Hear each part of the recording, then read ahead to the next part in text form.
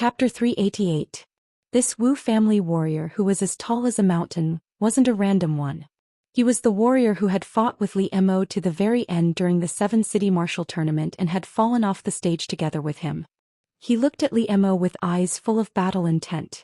That day when he'd competed with Li Mo on the tournament stage, they'd been evenly matched, but for some reason he'd been knocked off the stage by a powerful force. At that time he was still in a daze when he was judged to have lost. After he went back, the samurai thought about it over and over again. The more he thought about it, the more he felt that something was wrong. This matter was like a stone pressing on his heart. As a result, when he saw Li Mo among the guests, he didn't hesitate to issue a challenge. "How is it? You don't dare to come up?" Seeing that Li Mo remained seated and had no intention of stepping onto the stage, the warrior made a provocative gesture at him. Many of the guests present had also participated in the martial arts competition. Many of them also had doubts about the result, so when they saw the situation at the moment, they all echoed, "Let's go. Let's continue that broken match." Everyone, young Master Li is a guest of the Feng clan. He has the right to choose not to go on stage. I hope you won't force him. Feng Yicheng stood up and said. Since that is the case, why don't young Master Feng go up the stage and have a match with the Wu clan's warriors? Thunderbolt Batian smiled and said, young Master Feng is the winner of the Seven Cities tournament, so he has the obligation to satisfy everyone's unanimous request. That's right, that battle was at a crucial moment, but somehow the result came out. It was really unpleasant to watch, and it even cost me 300 spirit stones. Someone among the guests began to urge. That's right, let's take this chance to let everyone see the contest clearly. Otherwise we will all ask the Feng clan to refund the spirit stones, huh? Someone jokingly said. Feng Yicheng frowned as he looked at the warrior on the stage. His cultivation had already surpassed the consummate level. Feng Yicheng was definitely not a match for him, but the guests present all agreed that if he didn't go on stage today, it would definitely cause dissatisfaction. Just as he was thinking of a solution, he heard a cold male voice. If that's the case, then I will fight you. Li Mo stood up from his seat, his gaze still on Yun Ruoyan. In such an occasion, Yun Ruoyan had always kept a low profile and kept her head lowered. At this moment she raised her head and smiled at Li Mo. At the same time, the crowd couldn't help but turn to look at Yun Ruoyan. Two of these gazes belonged to Thunderbolt and Thunderbolt Batian. After this period of recuperation, Yun Ruoyan's face was ruddy and her complexion was excellent. Her crimson robes made her petite figure stand out in the crowd. Because she deliberately kept a low profile, people didn't notice this little girl at first. But at this moment, once people noticed her, it was hard for them to look away. It wasn't until Li Mo turned and strode to the center of the hall that he drew everyone's attention. However, there were still a few who were sneaking glances at Yun Ruoyan. Thunderbolt was still a little shocked by Yun Ruoyan's current state. Even though the Silver Dragon Elder had explained to him how powerful the demonic dragon bloodline's regenerative abilities were, he still had some doubts. But now that he was seeing it with his own eyes, he had no choice but to believe it. Apart from Thunderbolt's gaze, there was another person who couldn't take his eyes off Yun Ruoyan. The young master of the Lai family, Lai Senator Lai Sun, had always been surrounded by beautiful women, but this was the first time he had seen a girl as petite and radiant as Yun Ruoyan. He only glanced at Yun Ruoyan once and he couldn't take his eyes off her. Yun Ruoyan could also feel their gazes on her. Originally, she had only lowered her head slightly, waiting for them to look away on their own, but they didn't seem to notice. Because of their gazes, quite a few people turned their attention back to Yun Ruoyan. Even the duel that was about to begin in the center of the hall didn't seem to pique their interest. Yun Ruoyan couldn't help but feel a little annoyed. She raised her eyes to meet Thunderbolt's malicious gaze. Their gazes met, and Yun Ruoyan didn't back down, just as they had that day at the inn in the darkest reaches of the continent. Yun Ruoyan might be small, but the aura in her eyes wasn't weak at all, and she didn't seem to be at a disadvantage in the slightest. Thunderflame's gaze grew colder and colder, and his lips curled into a disdainful smile. Finally, he shifted his gaze from Yun Ruoyan to the center of the hall, swearing to himself that he would capture this woman tonight. Yun Ruoyan turned to look at the man's burning gaze. Lai Sun was staring at Yun Ruoyan's petite face with infatuation. Abruptly, Yun Ruoyan turned to look at him with the same gaze she'd used on Thunderflame. Her gaze was so sharp that Lyson couldn't help but break out in a cold sweat, and he couldn't help but lean back. He let out a low cry, and if not for the warrior by his side helping him up, he would have slipped off his chair. Yun Ruoyan hadn't expected such a reaction from her opponent, and she couldn't help but smile. Her smile was like a spring breeze that melted ice, and her eyes, now devoid of murderous intent, were like a pair of bright stars.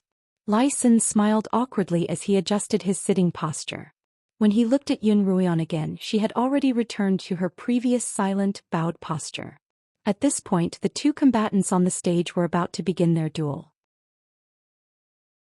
Because the two of them had already fought once before, they were familiar with each other's techniques, so they didn't need to test each other out. The burly man shouted as he circulated the metal-attuned spiritual energy in his spiritual vortex throughout his entire body. Under the influence of the energy, his body instantly turned a golden hue, a phenomenon that could only occur when one's cultivation was at its peak. Li Mo could tell that this burly man was a peak-level swordsman, so he unleashed his own cultivation level as well. His ink-black robes fluttered in the wind as his cultivation increased and spiritual energy surged.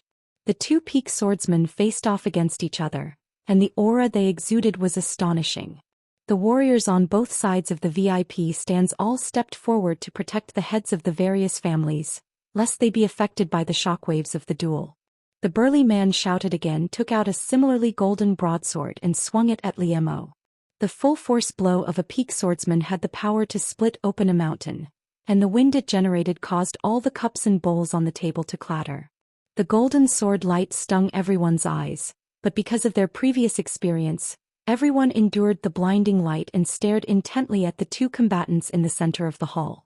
Just as the golden broadsword was about to strike Li Mo, a green sword light suddenly appeared in Li Mo's hand. The golden and cyan sword lights collided again. The dazzling light instantly enveloped the entire hall, causing everyone to cover their eyes with their hands. However, this time the confrontation wasn't as long as the previous one. In just a few breaths, the green sword light in Li Mo's hand rapidly expanded, quickly drowning out the burly man's golden sword light. Then the blinding light gradually dimmed, and the audience impatiently removed their hands to look at the stage. How is that Li guy so powerful this time? He actually gained the upper hand in just a few breaths? Seeing the situation on the stage, the audience was astonished. On the seven-city tournament, Li Mo had clearly been in a stalemate with the Wu family warrior for a very long time. The scene of that battle was still vivid in their minds, but this time, Li Mo had effortlessly suppressed the Wu family warrior. Could it be that in just a short month that Li Mo has broken through again? Someone asked suspiciously. Impossible. How can it be so easy to break through to the peak swordsman realm? Then what do you think is going on? The last time they were clearly at roughly the same cultivation level, but this time that Li Mo has gained the upper hand so easily. If it's not a breakthrough, what other reasonable explanation can there be? Someone else raised another question. There's only one explanation, that Li Mo hid his strength last time. Someone finally guessed the main point. In fact, this wasn't hard to guess. It was just that no one expected someone to hide their strength in such an important tournament. In their impression, everyone who went on the tournament stage would do their best to win. Li Mo's situation was truly unprecedented. You actually hid your strength last time? The moment the Wu family warrior clashed with Li Mo, he realized something was amiss. He and Li Mo were clearly not on the same level, and he was completely suppressed. Why? He asked. This warrior was indeed very powerful. He was a peak swordsman while Li Mo was a peak swordsman. Li Mo was already a peak swordsman, so it was natural that he could suppress him. Could it be that you colluded with the Feng family to help them win? The warrior's face turned red from Li Mo's tyrannical spirit energy. He gritted his teeth and said, "The Feng family is indeed treacherous. So you betrayed the Thunder family not because you lost the tournament but because you had a guilty conscience." It wasn't a secret that Li Mo had betrayed the Feng family. When the Thunder family captured him, they did so openly. When the Wu family warrior heard about this, he thought that Li Mo had lost the tournament and was afraid of being punished. Only now did he realize that Li Mo was deliberately tricking the Thunder family. Li Mo narrowed his long and narrow eyes, and a murderous intent surfaced in them. He didn't want to kill this warrior at first. A peak swordsman was a rather important existence in a clan. Once Li Mo killed him, he would definitely form a feud with the clan. After all, Li Mo's group still had to stay on the Qingyuan continent for more than 2 years and shouldn't make too many enemies. However, if this warrior's words were to spread, not only would it affect the Feng family, but it would also affect his future plans. Li Mo contemplated for a moment, then finally decided to kill the warrior to silence him. Li Mo raised his cultivation to the peak of a second-rank blade master, and a dragon's roar rang out from his sword. In that instant, the sword's green light shone with a blinding white light. Ah! My eyes! The crowd forced their eyes open, but it was as if countless tiny needles had pierced into their pupils. The intense pain caused them to cover their eyes. The Wu warrior's eyes were also blinded by the white light. Just as he closed his eyes, his body was sent flying by the immense spiritual energy. There was a loud bang, followed by the sound of porcelain shattering and the panicked cries of the crowd. When the green light disappeared, the crowd saw that the warrior had fallen unceremoniously on the table in front of Pai Yen and Pai Batian, his chest still impaled by the Thunder family warrior's sword. Chapter 389. Thunderflame's personal guard was standing right next to the Wu family warrior. At this moment he had a dazed expression on his face, because the Wu family warrior's chest had been pierced by his sword. That Thunderflame warrior killed the Wu family warrior. Feng Yicheng stood up from his seat and pointed at the Thunderflame warrior. The crowd was also stunned. That blinding white light had been so blinding that no one had clearly seen what had just happened. When Feng Yicheng yelled out, everyone looked at each other in confusion. It had clearly been the Wu family's warrior battling Li Mo. How had the Wu family's warrior suddenly died to the Thunder family's warrior? A great perfection realm expert had died just like that. The Wu clan's clan head's heart ached as though someone had taken a knife and sliced his flesh. He stood up from his seat while trembling and yelled out, "What exactly happened?" "It wasn't me, it wasn't me." Thunderflame's personal guard hurriedly replied. "I only drew my sword to protect my master, but he suddenly crashed into my sword." The warrior turned to his master, Thunderflame, as if pleading for help. Before Thunderflame could say anything, Thunderflame shot to his feet and glanced at Feng Yicheng. "Don't spout nonsense. It was clearly Li Mo who sent him flying into my family warrior's sword, so Li Mo was the one who killed him." "That's not right," Feng Yicheng said. "The two of them were competing in spiritual energy and he was sent flying. Then your family warrior drew his sword and killed him. How is that unrelated to the Thunderflame family? If anyone were to be held accountable, the two of them should share the blame. Swords and blades have no eyes when it comes to martial arts. I think the Wu family head should just let it go," someone advised. "A sword saint isn't something a regular slave can compare to. How could he just let it go?" The other guests also began to discuss. "My family warrior was eager to protect his master, but he had no intention of harming him, much less killing him." Thunderflame, who had been as steady as Mount Tai all this while, finally spoke up. "If we're talking about the culprit behind the murder, I believe there's someone here with a discerning eye. What do you say, City Lord Feng?" Thunderflame glanced at Feng Yenyang, who said regretfully, "The Thunderflame warriors naturally didn't intend to kill Li Mo, and neither did Li Mo. If you ask me, it was an accident." "Feng clan head, if you say that, then I'm not willing.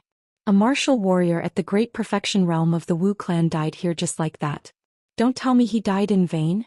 The Wu clan head was obviously not willing to let the matter rest. "Wu clan's clan head, don't be anxious. Let me finish." Feng Yenyang comforted, "Since he died in my Feng clan and at my birthday banquet, I will not let him die in vain. My Feng clan will pay 20,000 spirit crystals as compensation." "What do you think, Wu clan's patriarch?" The 5 clan heads didn't expect Feng Yenyang to make such an arrangement, and all the words they had in their hearts were stuck in their throats. The 5 clan heads swallowed hard. 20,000 spirit crystals was almost 2 months' worth of income for a clan head. Although a martial perfection realm cultivator was precious, he was still just a cultivator. If they were willing to use spirit crystals to nurture him, 20,000 spirit crystals would be enough to nurture nearly 100 peak 9th rank cultivators. Comparing 100 peak 9th rank cultivators to a martial perfection realm cultivator, the former was obviously more advantageous. While 20,000 spirit crystals is a little. The Wu clan's patriarch saw that the Feng clan's clan head was being generous, so he stiffened his neck and said, "It's a little too little." "Then how about one more saint-grade spirit crystal?" Feng Yenyang didn't even frown. This time the Feng clan's patriarch was completely speechless. A clan's collection wouldn't exceed 10 pieces of saint-grade spirit crystal, but Feng Yenyang actually offered one piece at a time. Everyone present couldn't believe their eyes. "Deal." The 5 clan heads agreed without hesitation. Since the Feng clan's patriarch is so sincere, it would be foolish of me to pursue the matter any further. In that case, let's continue the banquet. That was just a small interlude, so don't let it affect everyone's mood. Feng Yicheng immediately arranged for the Wu warrior's corpse to be carried away, and Li Mo returned to his original seat by Yun Ruoyan's side. The banquet began again in a lively and bustling manner. On the Qinyuan continent, in order to liven things up, the nobles often arranged for their slaves to engage in life-and-death battles. As a result, it wasn't uncommon for 1 or 2 of their slaves to die, but this time, it was a martial perfection realm cultivator who had died. The banquet finally came to an end in the middle of the night. The 6 clan heads returned to their respective inns to rest, and the guests of the various minor families bid their farewells and departed. As soon as Thunderflame and Thunderclap Batian entered the carriage, it sped toward the inn where the Thunderclap family was staying. "The Ghost Master has already made his move," Thunderclap Batian reported to Thunderflame. Thunderflame nodded. His face was dark and his entire body was brimming with killing intent. Although the Thunderclap family hadn't suffered any losses at the banquet, Li Mo's forceful actions had angered him. "Tell the Ghost Master and the other warriors that other than Yun Ruoyan, as long as she's still breathing, don't hold back. As for Li Mo, I'll deal with him myself." "Yes, father," Thunderflame replied. Thunderbolt Batian replied, "Father, someone is following the carriage." Thunderbolt Batian opened the curtain and looked outside. Then he turned his head and said, "Father, someone is following the carriage." Thunderflame opened his eyes. Clearly he had also sensed the aura behind the carriage. Not only was the aura strong, but it also felt familiar. "It's him." Thunderflame clenched his fists. The black-robed man who had fought with him twice, but had retreated so quickly each time, appeared in front of him. "Father, do you know who's following us?" Thunderflame asked.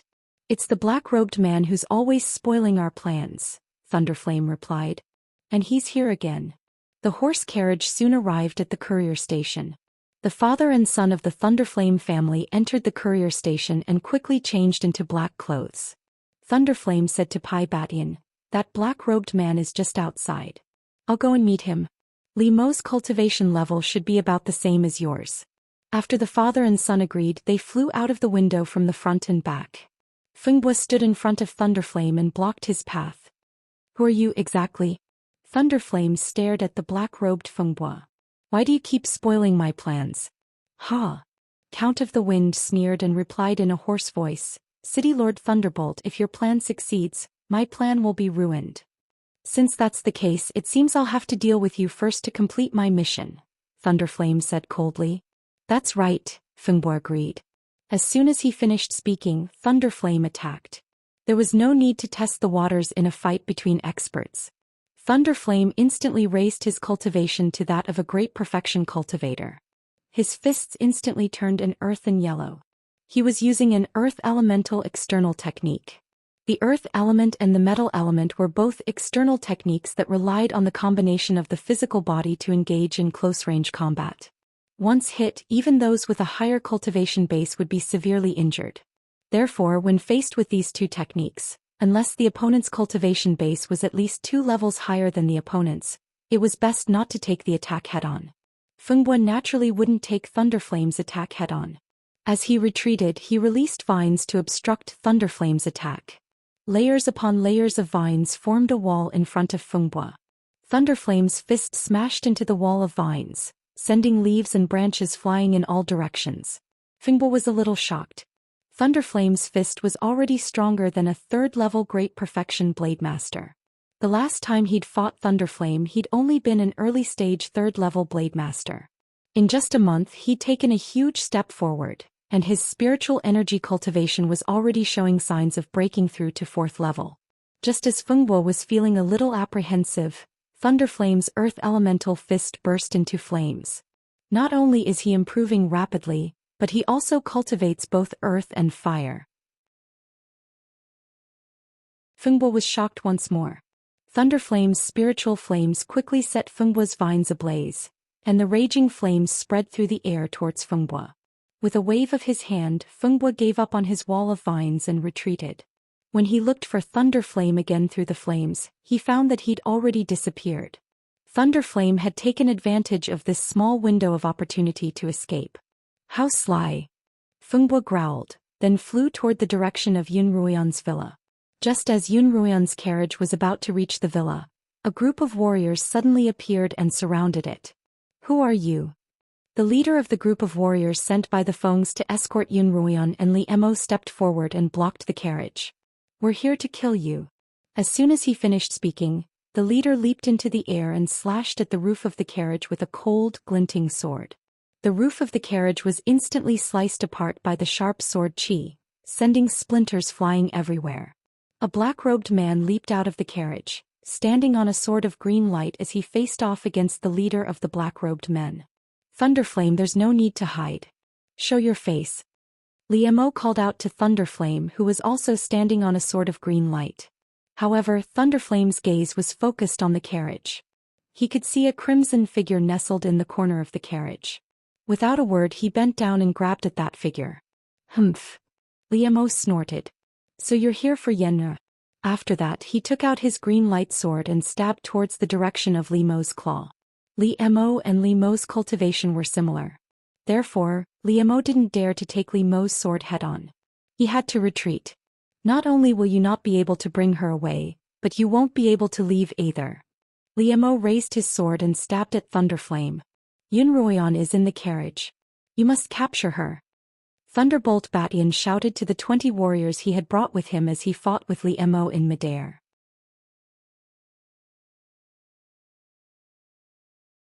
Chapter 390. Below, the warriors of the Thunderclap clan and the Feng clan were also fighting. These warriors were all between the 8th and 9th level, and they were using all kinds of techniques to fight. It was not an ordinary fight. The warriors that Pai Batian had brought were all skilled fighters, and although the Feng warriors weren't too shabby, they were still a little weaker. In less than 5 minutes, half of the Li family's warriors were dead, and the Pai warriors were getting closer and closer to the carriage. As Li Emo looked at the situation below, his face revealed an anxious expression. With a single slash of his sword, he forced Thunderbolt Batian back a little, then hurriedly descended to the ground to protect Yun Ruoyan. Pai Batian also landed on the ground. As soon as he touched the ground, he executed a technique that instantly killed 5 of the Feng warriors. The Feng warriors, who were already relatively weak, were now even weaker. Finish this quickly. Pai Batian ordered. The Pai warriors increased the intensity of their attacks, forcing the Feng warriors closer and closer to the carriage.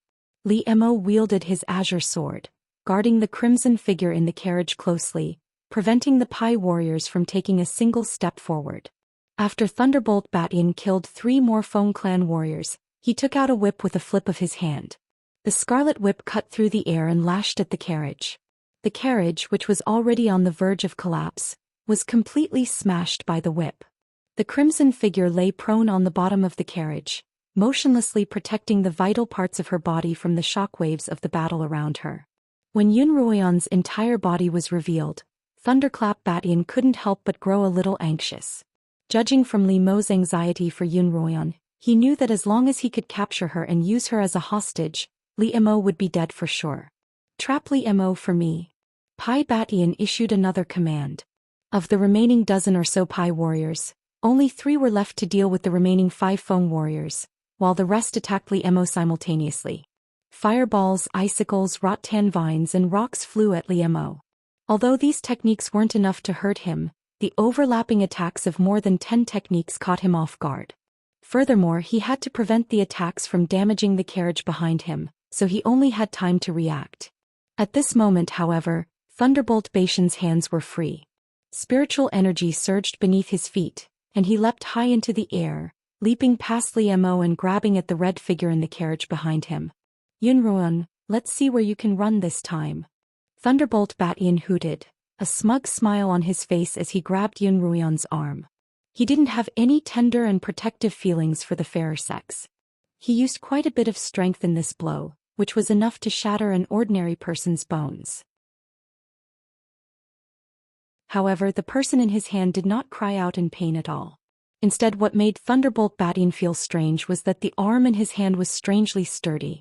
Just as this strange feeling surfaced in Pai Baishan's heart, a familiar yet vague male voice rang in his ears. "Long time no see, Pai Batian."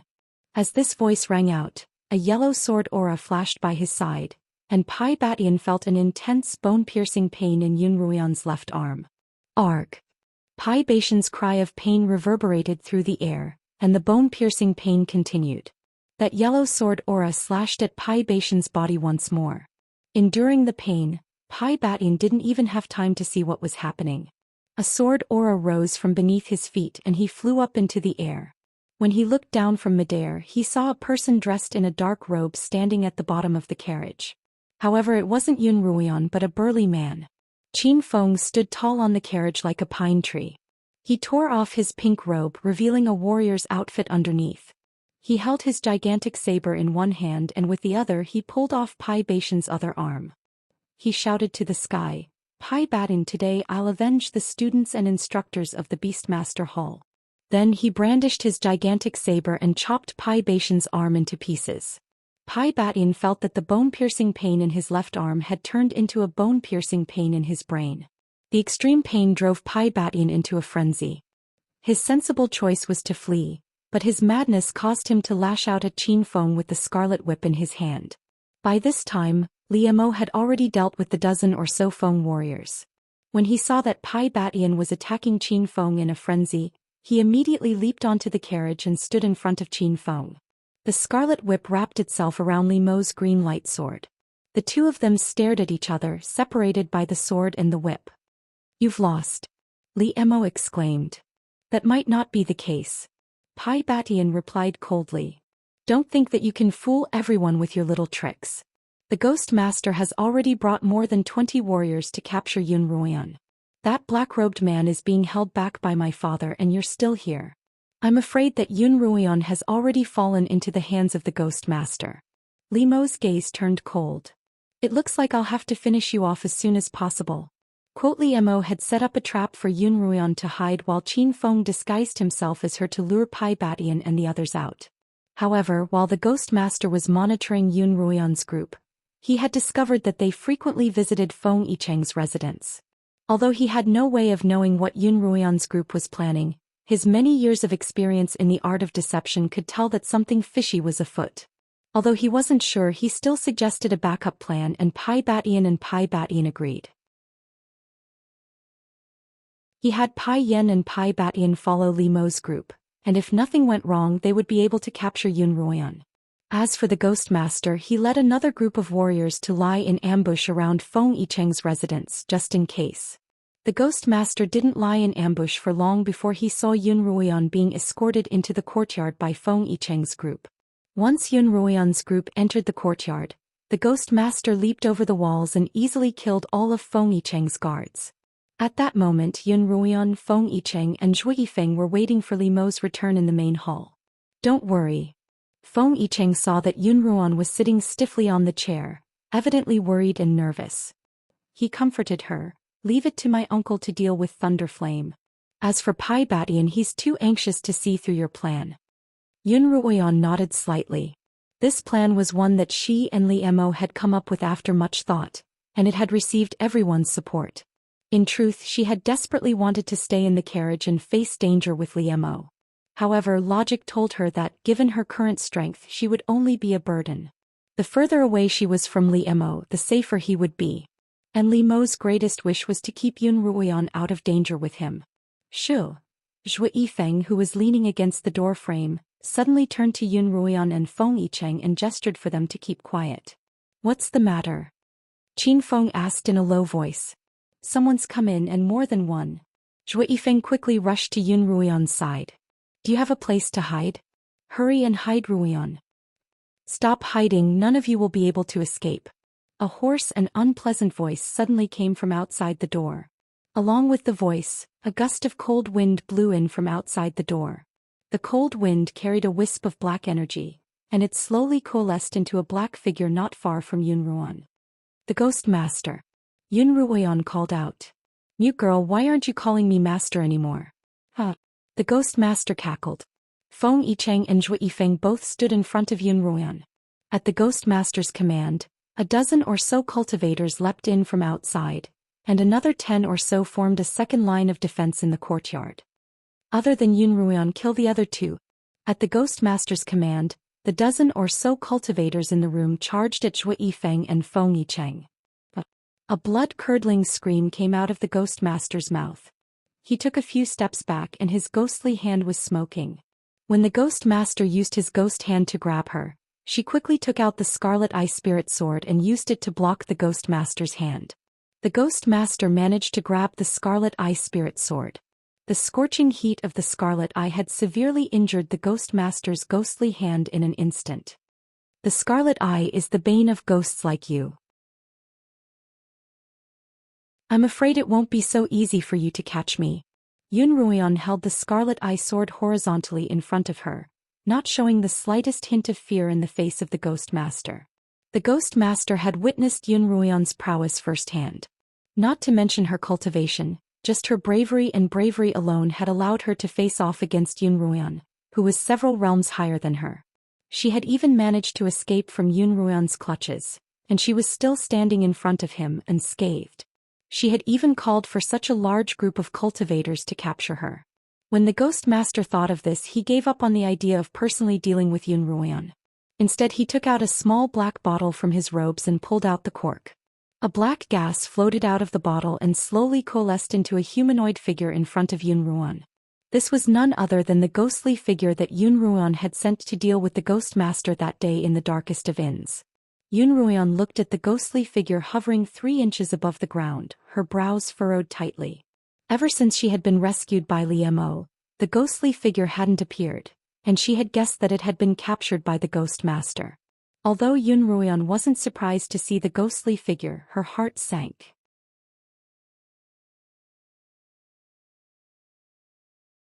Chapter 391. Yunruoan gently turned the ghost ring on her finger, but the ghost didn't react in the slightest. The ghost ring was specifically designed to control ghosts, but now that it was useless, Yunruoan's heart sank even more. I've already refined this ghostly puppet and I'm its new master. The Ghost Master's raspy voice was filled with pride. Then his voice turned cold as he ordered, "Go capture that Yunruoan." As soon as the phantom heard her command, it raised the ghostly blade in its hand and slashed at Yunruoan. Yunruoan used her Scarlet Eye to block the attack, but the ghostly blade was no match for the scorching heat of the Scarlet Eye and dissipated. However, the force of the blow caused Yunruoan to stumble back a few steps and slam into a wall. After being nourished by Yunruoan's black spiritual energy, the phantoms had been able to materialize into their current physical form, and their fighting prowess had greatly increased. In particular, the ghostly blade in its hand, although it wasn't a match for Qi Tong, it was still incredibly powerful. Based on Yunruoan's current strength, she wouldn't be a match for it. If not for Qi Tong, Yunruoan would have had to endure that blow. The Ghost Master seemed to have noticed this as well, and he ordered the ghost, "Continue attacking until she can't hold her sword." The ghost clenched its fists in the air, and a ghostly blade appeared in its hands. It raised the blade and slashed at Yunruoan once more. Each time, the blade was dissipated by Qi Tong, but under the Ghost Master's urging, the ghost would quickly condense a new blade and slash at Yunruoan. After this happened 5 times, Yunruoan felt her hands go numb. With a clang, Yunruoan finally couldn't hold on to Qi Tong any longer and it fell to the ground. The ghostly blade didn't stop in the slightest, heading straight for Yunruoan's head. "Stop!"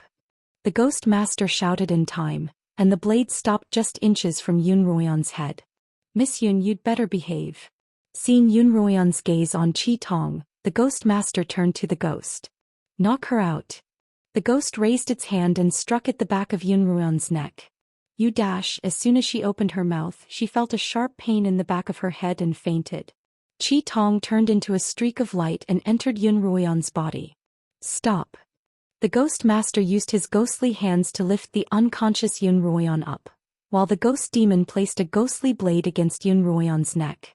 Zhou Yifeng and Feng Yicheng, who were fighting with the warriors, immediately stopped fighting. If you dare touch a single hair on her head, I'll definitely grind your bones to dust, Zhou Yifeng said coldly to the ghost master. Humph, shameless boasting. The ghost master also said coldly. His eyes suddenly shone with greed as he looked at Zhou Yifeng and Feng Yicheng. He said coldly, I should have killed the two of you without mercy, but the two of you are perfect ingredients for refining Ghost Ho. I will spare your lives for now. Afterwards he ordered his warriors to tie up the two of them and bring them out of Feng Yicheng's mansion, heading towards the place he had agreed to meet with the Thunderbolt father and son. One of Thunderbolt's arms had been severed, and he was gradually losing ground under the combined attacks of Li Mo and Qin Feng. Just as the two of them were about to kill each other, Thunderbolt suddenly arrived. Tianfu.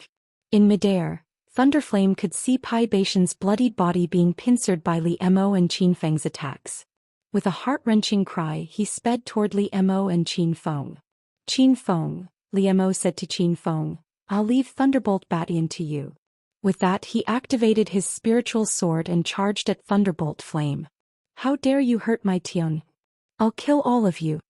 Thunderbolt's voice was filled with rage.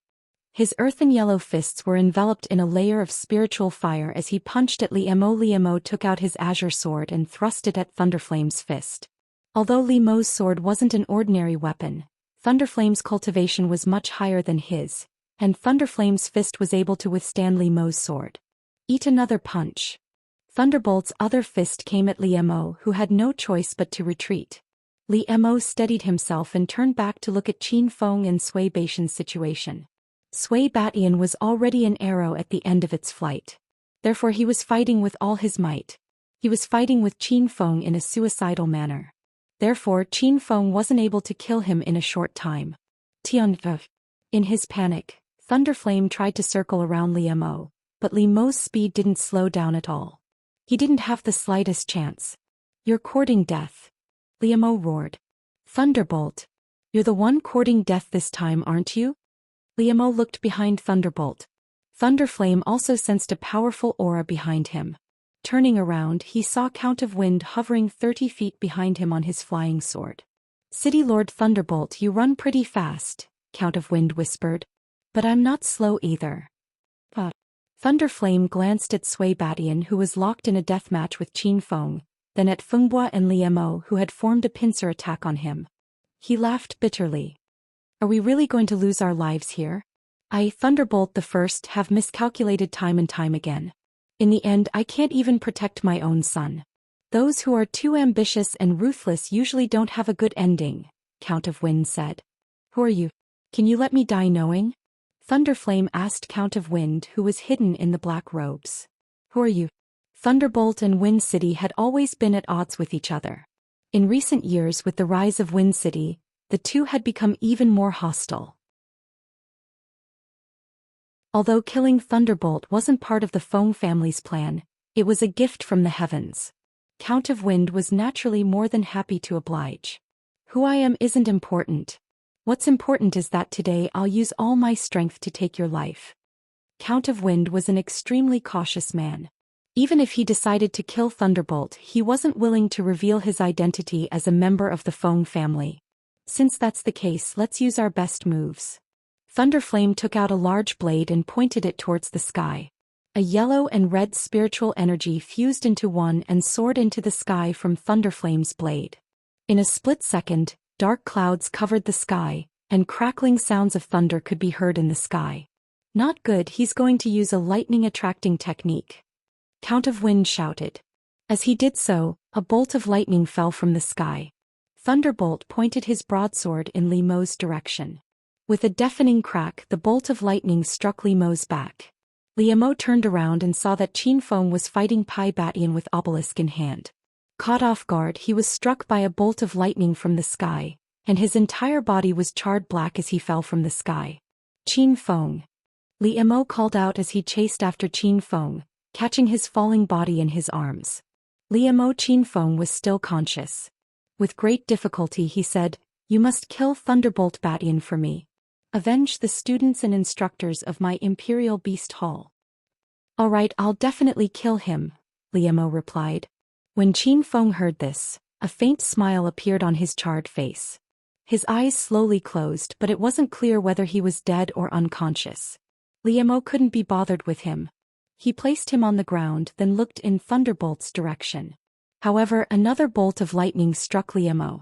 In order to protect Qin Feng, Liemo held his sword in front of him and took the brunt of the lightning. The lightning was indeed powerful, and Liemo's entire body went numb. Following that, more bolts of lightning fell from the sky. Liemo and Count of Wind were so busy dealing with the lightning that they didn't have the time to care about the heavily injured Thunderbolt. When the first round of lightning ended, Liemo discovered that Thunderbolt had disappeared. He didn't even know when he'd escaped. Liemo, on the other hand, could barely hold on after 2 or 3 bolts of lightning. Count of Wind rushed in front of Liemo on his sword.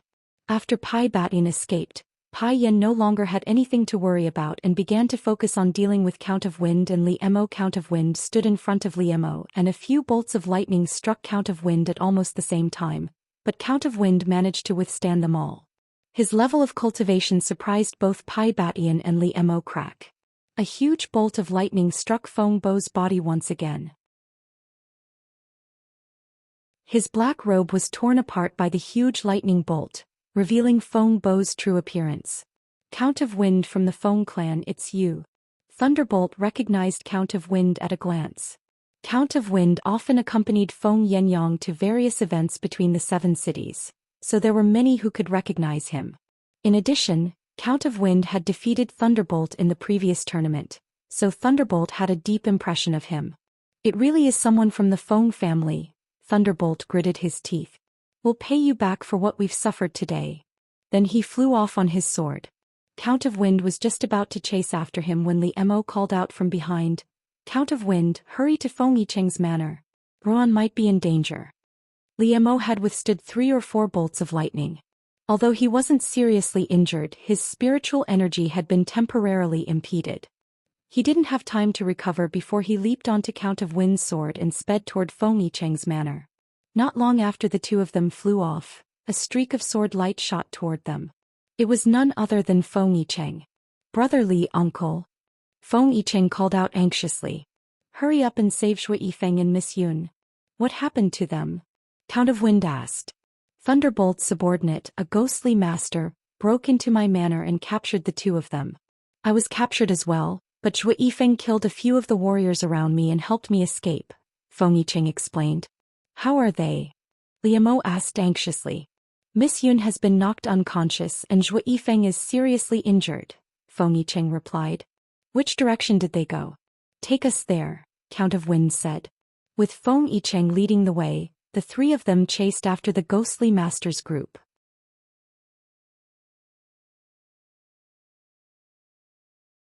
Chapter 392. Under Feng Yicheng's lead, Liemo and Count of Feng chased after the ghost master. I wasn't in a hurry to leave after escaping, Feng Yicheng said to the 2 men beside him. Up ahead, Feng Yicheng flew on his sword as he said to the 2 people beside him, I saw Ghost Master take Lady Yun and another warrior to escort Shui Yifeng to the east. The other warriors didn't go with him and left in another direction. The more people there are, the bigger the target. They're trying to split into 2 groups, Feng Yicheng explained. It's nighttime now and the city gates aren't open at night, so the Ghost Master and his men can only leave through the air. If too many people leave the city at once, they'll definitely attract attention, so the Pai family's warriors won't leave tonight. They'll cover for the Pai father and son as well as the Ghost Master so that they can leave Wind City first. Count of Feng, Brother Feng, look. As soon as Count of Feng finished speaking, Liemo saw a huge fire rising from the southern side of Wind City. The Pai family must have deliberately set this fire to attract attention, Feng Yicheng said. The 3 of them paused in midair and Count of Feng turned to Feng Yicheng. Yicheng returned to the city to help. Make sure to capture every single one of the Pai family's warriors. Liemo and I will chase after the Pai father and son. Feng Yicheng was only a 9th-rank swordsman, so he wouldn't be of much help even if he followed.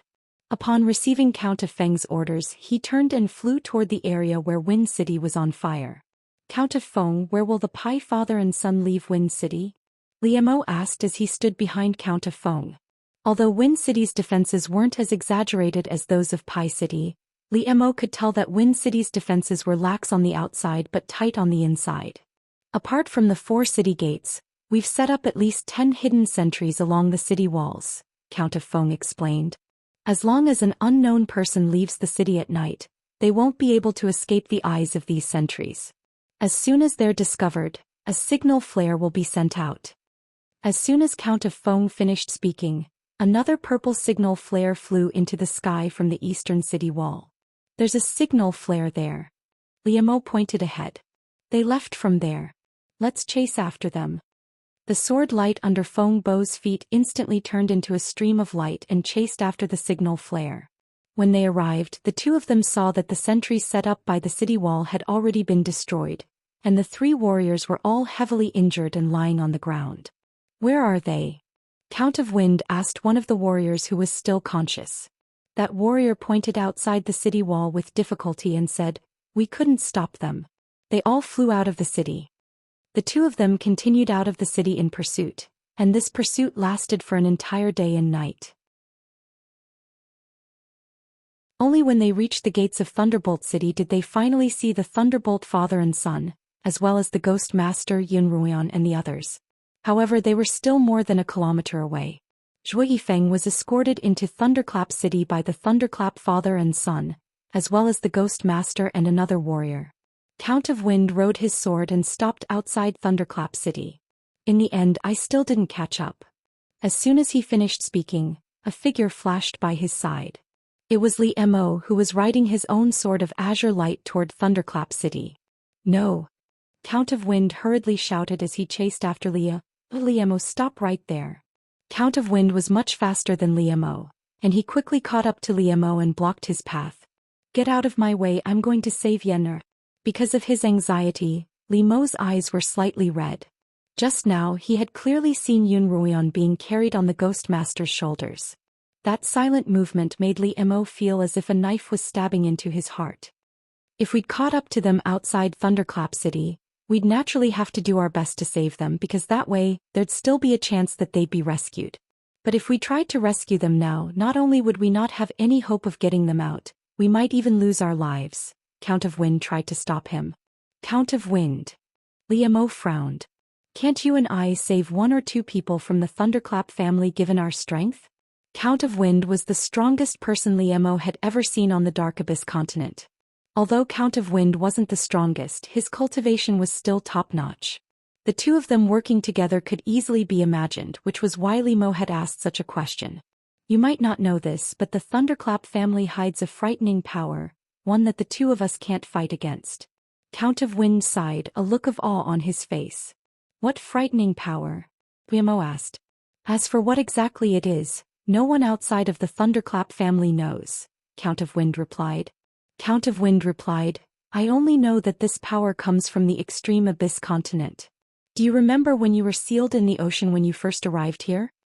"Of course I do," Liemo replied. Anyone who had experienced that would likely never forget that scene for the rest of their lives. "The seal is actually a mirror called the sky-flipping mirror," Yifutian said. "The sky-turning mirror?" Liemo recalled what had happened that day, and the image of a mirror that was suspended in midair and radiating light appeared in his mind. That day, everyone had faced a crisis they had never encountered before, so most of their attention had been focused on the 7 great families. Even if they had noticed the mirror that had trapped them, they hadn't paid much attention to it. But now the image of that mirror had appeared clearly in Liemo's mind. "Does the sky-turning mirror have any other kind of power other than a restriction?" Liemo asked. "Not only can the sky-turning mirror set up a restriction, it can also communicate with the upper continents," Count of Wind said. "This means that the Thunderclap family has long since latched onto the upper continent's thighs. This is one of the main reasons why the Thunderclap family dares to act as they please on the Netherbeast continent. As for the upper continents and the upper continents, Liemo knew much more about them than most people. The upper continents were what the intermediate continents and the lower continents called the powerful cultivators of the upper continents. Li Mo wasn't surprised that the sky-turning mirror could communicate with the upper continents. Back on the Qinyuan continent, the first elder had communicated with the upper continents through the all-seeing mirror. The upper continents had allowed them to travel from the lower Qinyuan continent to the intermediate continent, and the number of cultivators they had brought was also in accordance with the upper continent's wishes. Through Empress Snow Eye, Li Mo learned that the upper continents were the elders of the Silver Dragon clan. There were 7 elders in the Silver Dragon clan, and they formed a council of elders that was in charge of all matters pertaining to the clan.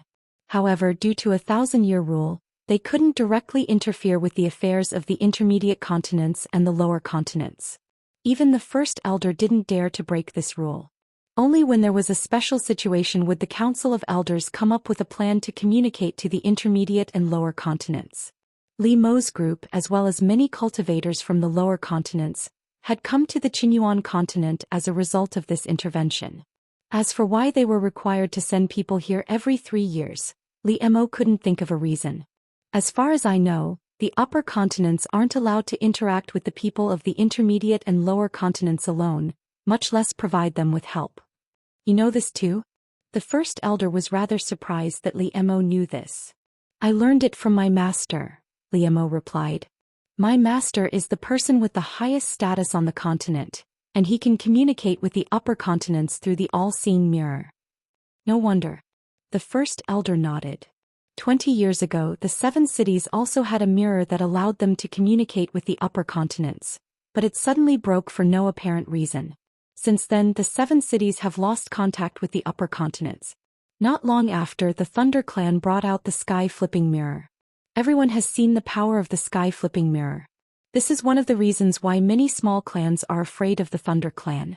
Fortunately, the Thunder Clan doesn't dare to use the mirror to do whatever they want. However, it is absolutely impossible to force your way into the Thunder Clan. If you anger that person, I'm afraid that you, and even Wind City will suffer. Li Mo had no choice but to give up on the idea of charging into Thunderbolt City immediately. Now that Thunderbolt has seen my face, there's no way he'll let the Feng family off the hook. He's been looking for an opportunity to confront the Thunderbolt family, and now that they've found a chance, I'm afraid Thunderbolt will start his revenge very soon. I have to return to Wine City to inform the city lord and help him defend the city. Then I'll stay behind and sneak into the city to find a chance to save them, Li Mo said. That's all we can do for now, Thunderbolt said worriedly. Don't be rash. Thank you for the reminder. I know what to do, Li Mo replied. Thunderbolt returned to Wine City on his sword, while Li Mo landed outside the city and searched for an opportunity to enter Thunderbolt City. Tenfon, how are you? Thunderbolt asked anxiously as soon as he entered Thunderbolt City. Because there were pursuers behind them, he had been carrying Thunderbolt Batian along the way and didn't have the chance to treat Thunderbolt Batian's arm. Although Thunderbolt Batian had performed a simple hemostasis treatment and had taken some medicine to stop the bleeding, his face was still devoid of color due to excessive blood loss. Father, before he could finish his sentence, Thunderbolt's vision darkened and he fainted. Thunderbolt had been holding on with his last breath, but this time he was exhaling more than he was inhaling.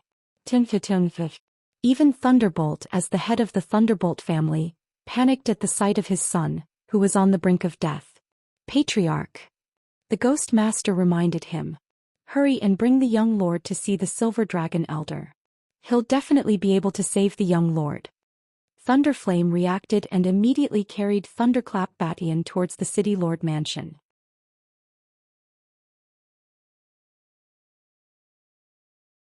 Chapter 393.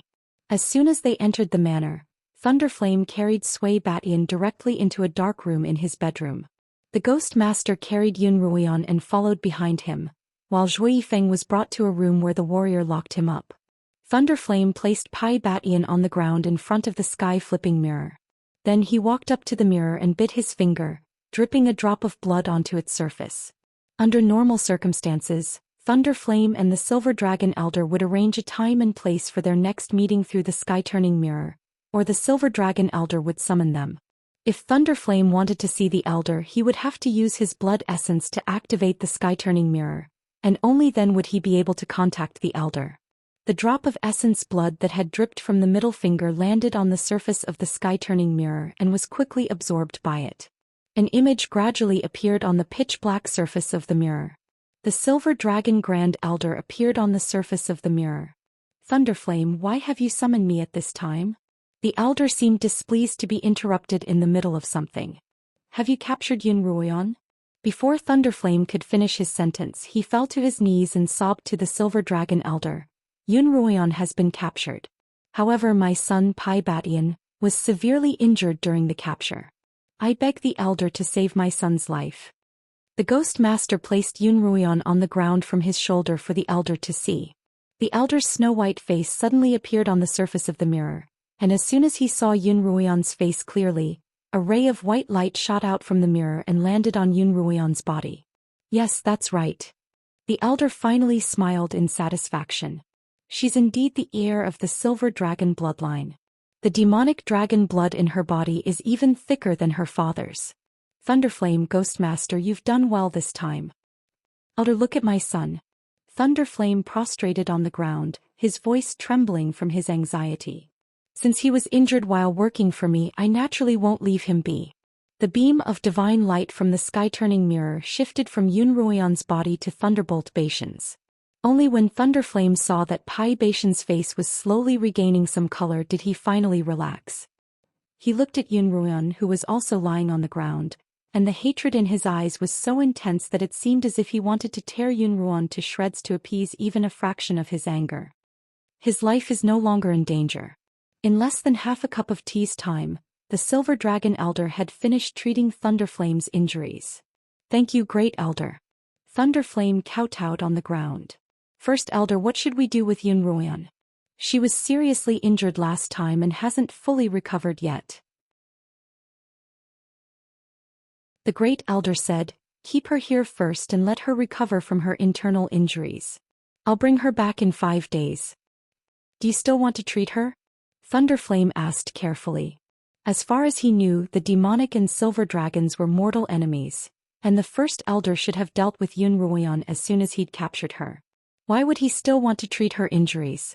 More than a decade ago, the First Elder had descended from the extreme Abyss continent the day after he'd captured Yun Ruoyan. Why would Yun Ruoyan still have to stay here for 5 days? I need Yun Ruoyan in perfect condition. The Silver Dragon Elder could naturally see Thunderflame's confusion. As for why, that's not for you to ask. Just remember, I want to see Yun Ruoyan in perfect condition in 5 days. Yes, Elder, don't worry. I won't disappoint you in 5 days, Thunderflame replied. But Yun Ruoyan is too cunning and her spiritual sword is too powerful. If she fully recovers her cultivation, I'm afraid I won't be able to keep her here. Just use the seal of the sky-turning seal to lock her up. I doubt she'll be able to break out of it, the Silver Dragon Elder instructed. When Yun Ruoyan woke up, she found herself lying in a pillar of white light that came from a mirror not far from her. Yun Ruoyan squinted, still a little dazed, and slowly remembered that this was the same mirror she'd seen in the hunting grounds. Yun Ruoyan looked away from the mirror and around her. All she could see was darkness, and there was nothing else in the enclosed space other than the mirror. Looks like I've been locked up by that old man, Thunderflame. Yun Ruoyan guessed that since the Ghost Master was Thunderflame's subordinate, being captured by the Ghost Master meant that she was in Thunderflame's hands. Thunderflame, Ghost Master, Thunderflame. Yun Ruoyan shouted at the top of her lungs, but other than her own voice, there was no other sound. Mistress, Qiuqiu's voice rang out in Yun Ruoyan's mind once more. Look at that mirror. When Yun Ruoyan heard Qiuqiu's words, she turned her attention back to the mirror. What about the mirror? Yun Ruoyan asked. Doesn't that mirror look like the all-seeing mirror? Qiuqiu asked. Yun Ruoyan confirmed that the sky-turning mirror was indeed somewhat similar to the all-seeing mirror.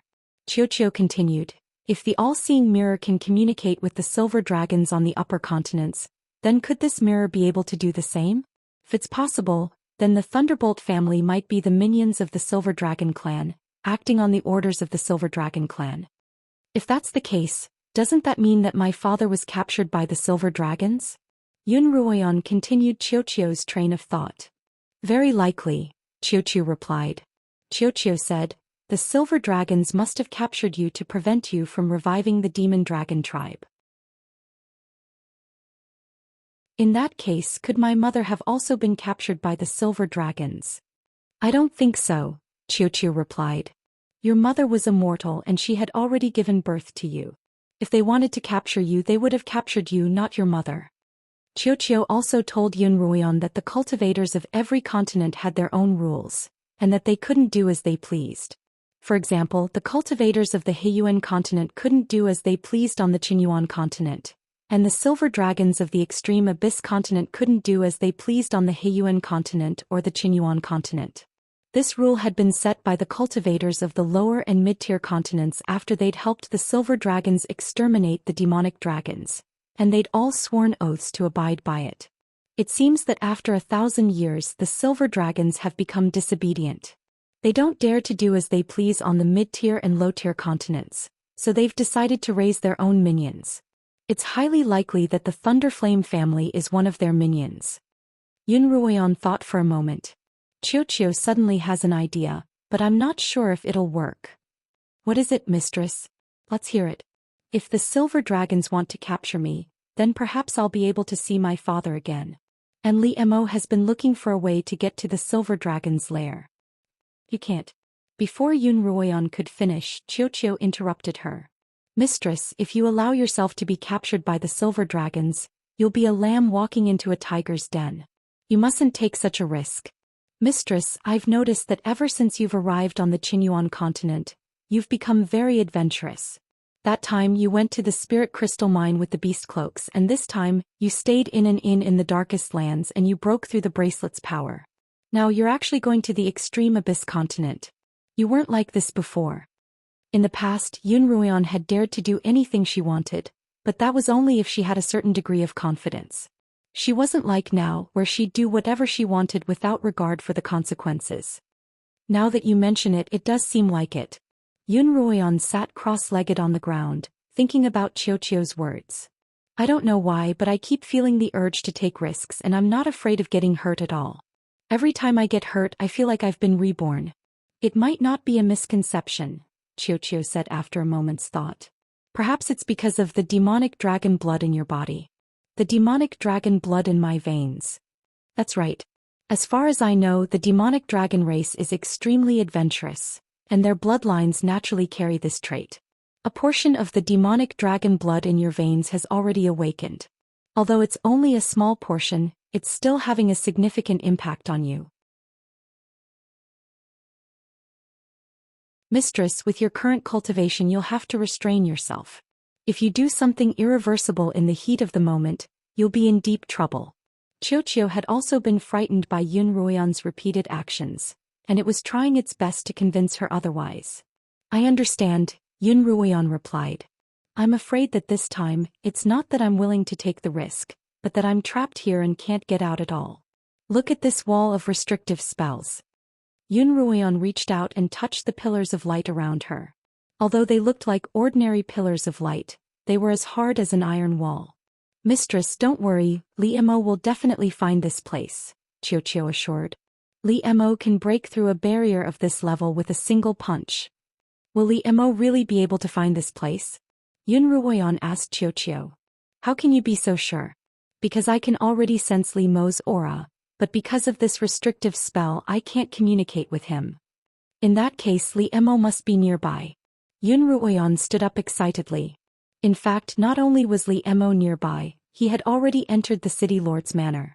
In the morning he had disguised himself as a farmer delivering vegetables to the city lord's manor, then concealed himself within it. It had been a day since Yun Ruoyan had been captured, and Li Mo could sense Xiu's mental energy, but he couldn't communicate with her, nor could he determine her exact location. Li Mo didn't know what was going on and he was very anxious. Li Mo was rather familiar with the city lord's manor, especially the few hidden prisons. Li Mo had searched through them one by one, but he hadn't found any traces of Yun Ruoyan. In that case there was only one place that Li Mo knew of but hadn't checked, the hidden prison beneath Pai Baishan's room. Li Mo, Qin Feng and Lin Tianming had all been imprisoned there. At the moment, Li Mo was hiding in a fake mountain in Pai Baishan's manor, quietly waiting for the night to come. Then he would sneak into Pai Baishan's prison.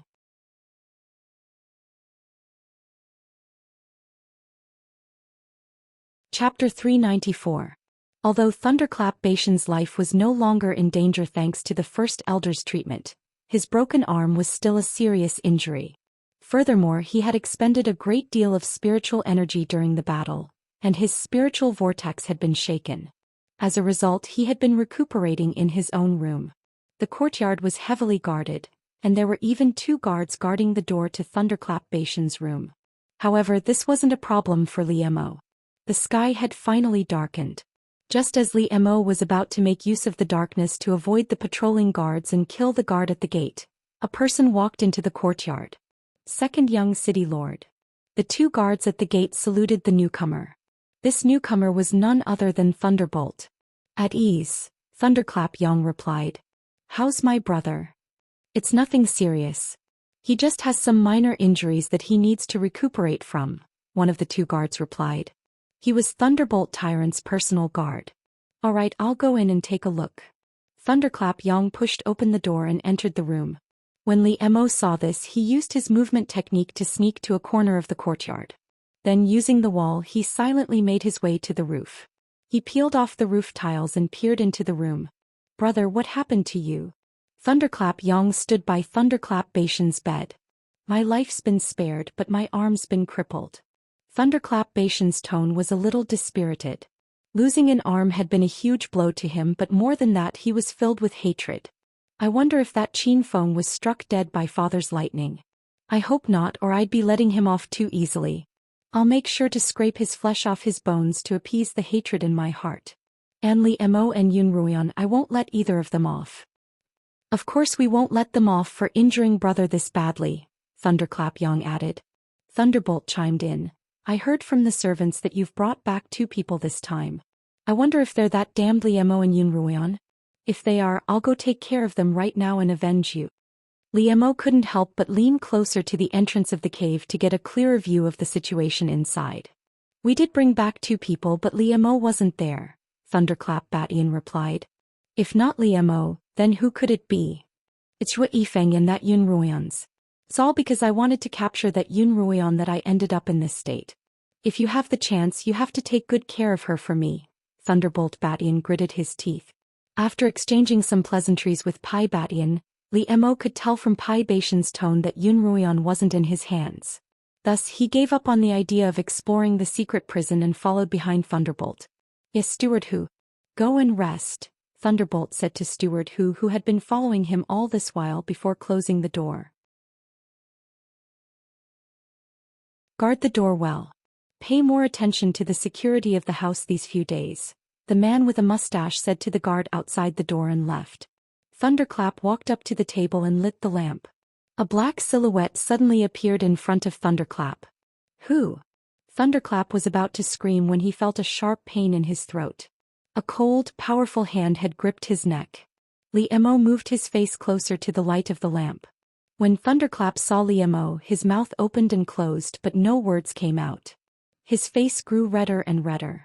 Don't scream or I'll kill you immediately, Liemo said coldly before loosening his grip. Ice Cube Face, are you here to save Yunruyan? Yes, do you know where she's being held? I don't know, Thunderclap replied honestly. Then I'm sorry, second young master, but I'll have to trouble you to be my captive. I want to use you to exchange for yen. Liemo was certain that Yunruyan had been hidden in some unknown place, and he wouldn't be able to find her if he searched around aimlessly. As a result, he suddenly thought of using Thunderclap as a hostage. However, Thunderclap suddenly laughed bitterly. What are you laughing at? Liemo asked curiously. I'm laughing at how you're going to make the same mistake as Yunruyan. Thunderclap recalled how Yunruyan had used him as a hostage to escape from the inn. Although I'm the young lord of the Thunderclap family, compared to my brother, I'm a dispensable existence. I had to cripple one of my brother's arms to capture Yunruyan, and father won't let her go for my sake. You should give up on this idea. Yunruyan had used a bewitching powder on Thunderclap in the inn, but what she didn't know was that the scions of the large families had undergone professional training from a young age in order to ensure their own safety and to prevent themselves from being easily manipulated by others. As a result, Yunruyan's bewitching powder hadn't affected Thunderclap at all, and he had pretended to be affected in order to help Yunruyan. However, what he hadn't expected was that Thunderclap, who had always doted on him, would sacrifice him to capture Yun Ruoyan. And this time, when Thunderclap had carried Thunderclap back to the manor, Thunderclap had seen it happen. He had seen Thunderclap carry Thunderclap into his room to treat his wounds, and when Thunderclap had escaped from danger, Thunderclap had stayed by his bedside for an entire day and night, only leaving when Thunderclap had awoken. Thunderclap's heart was filled with indescribable bitterness. He could clearly see that, in the eyes of both the Thunderclap family and Thunderclap, he was nothing more than a dispensable existence.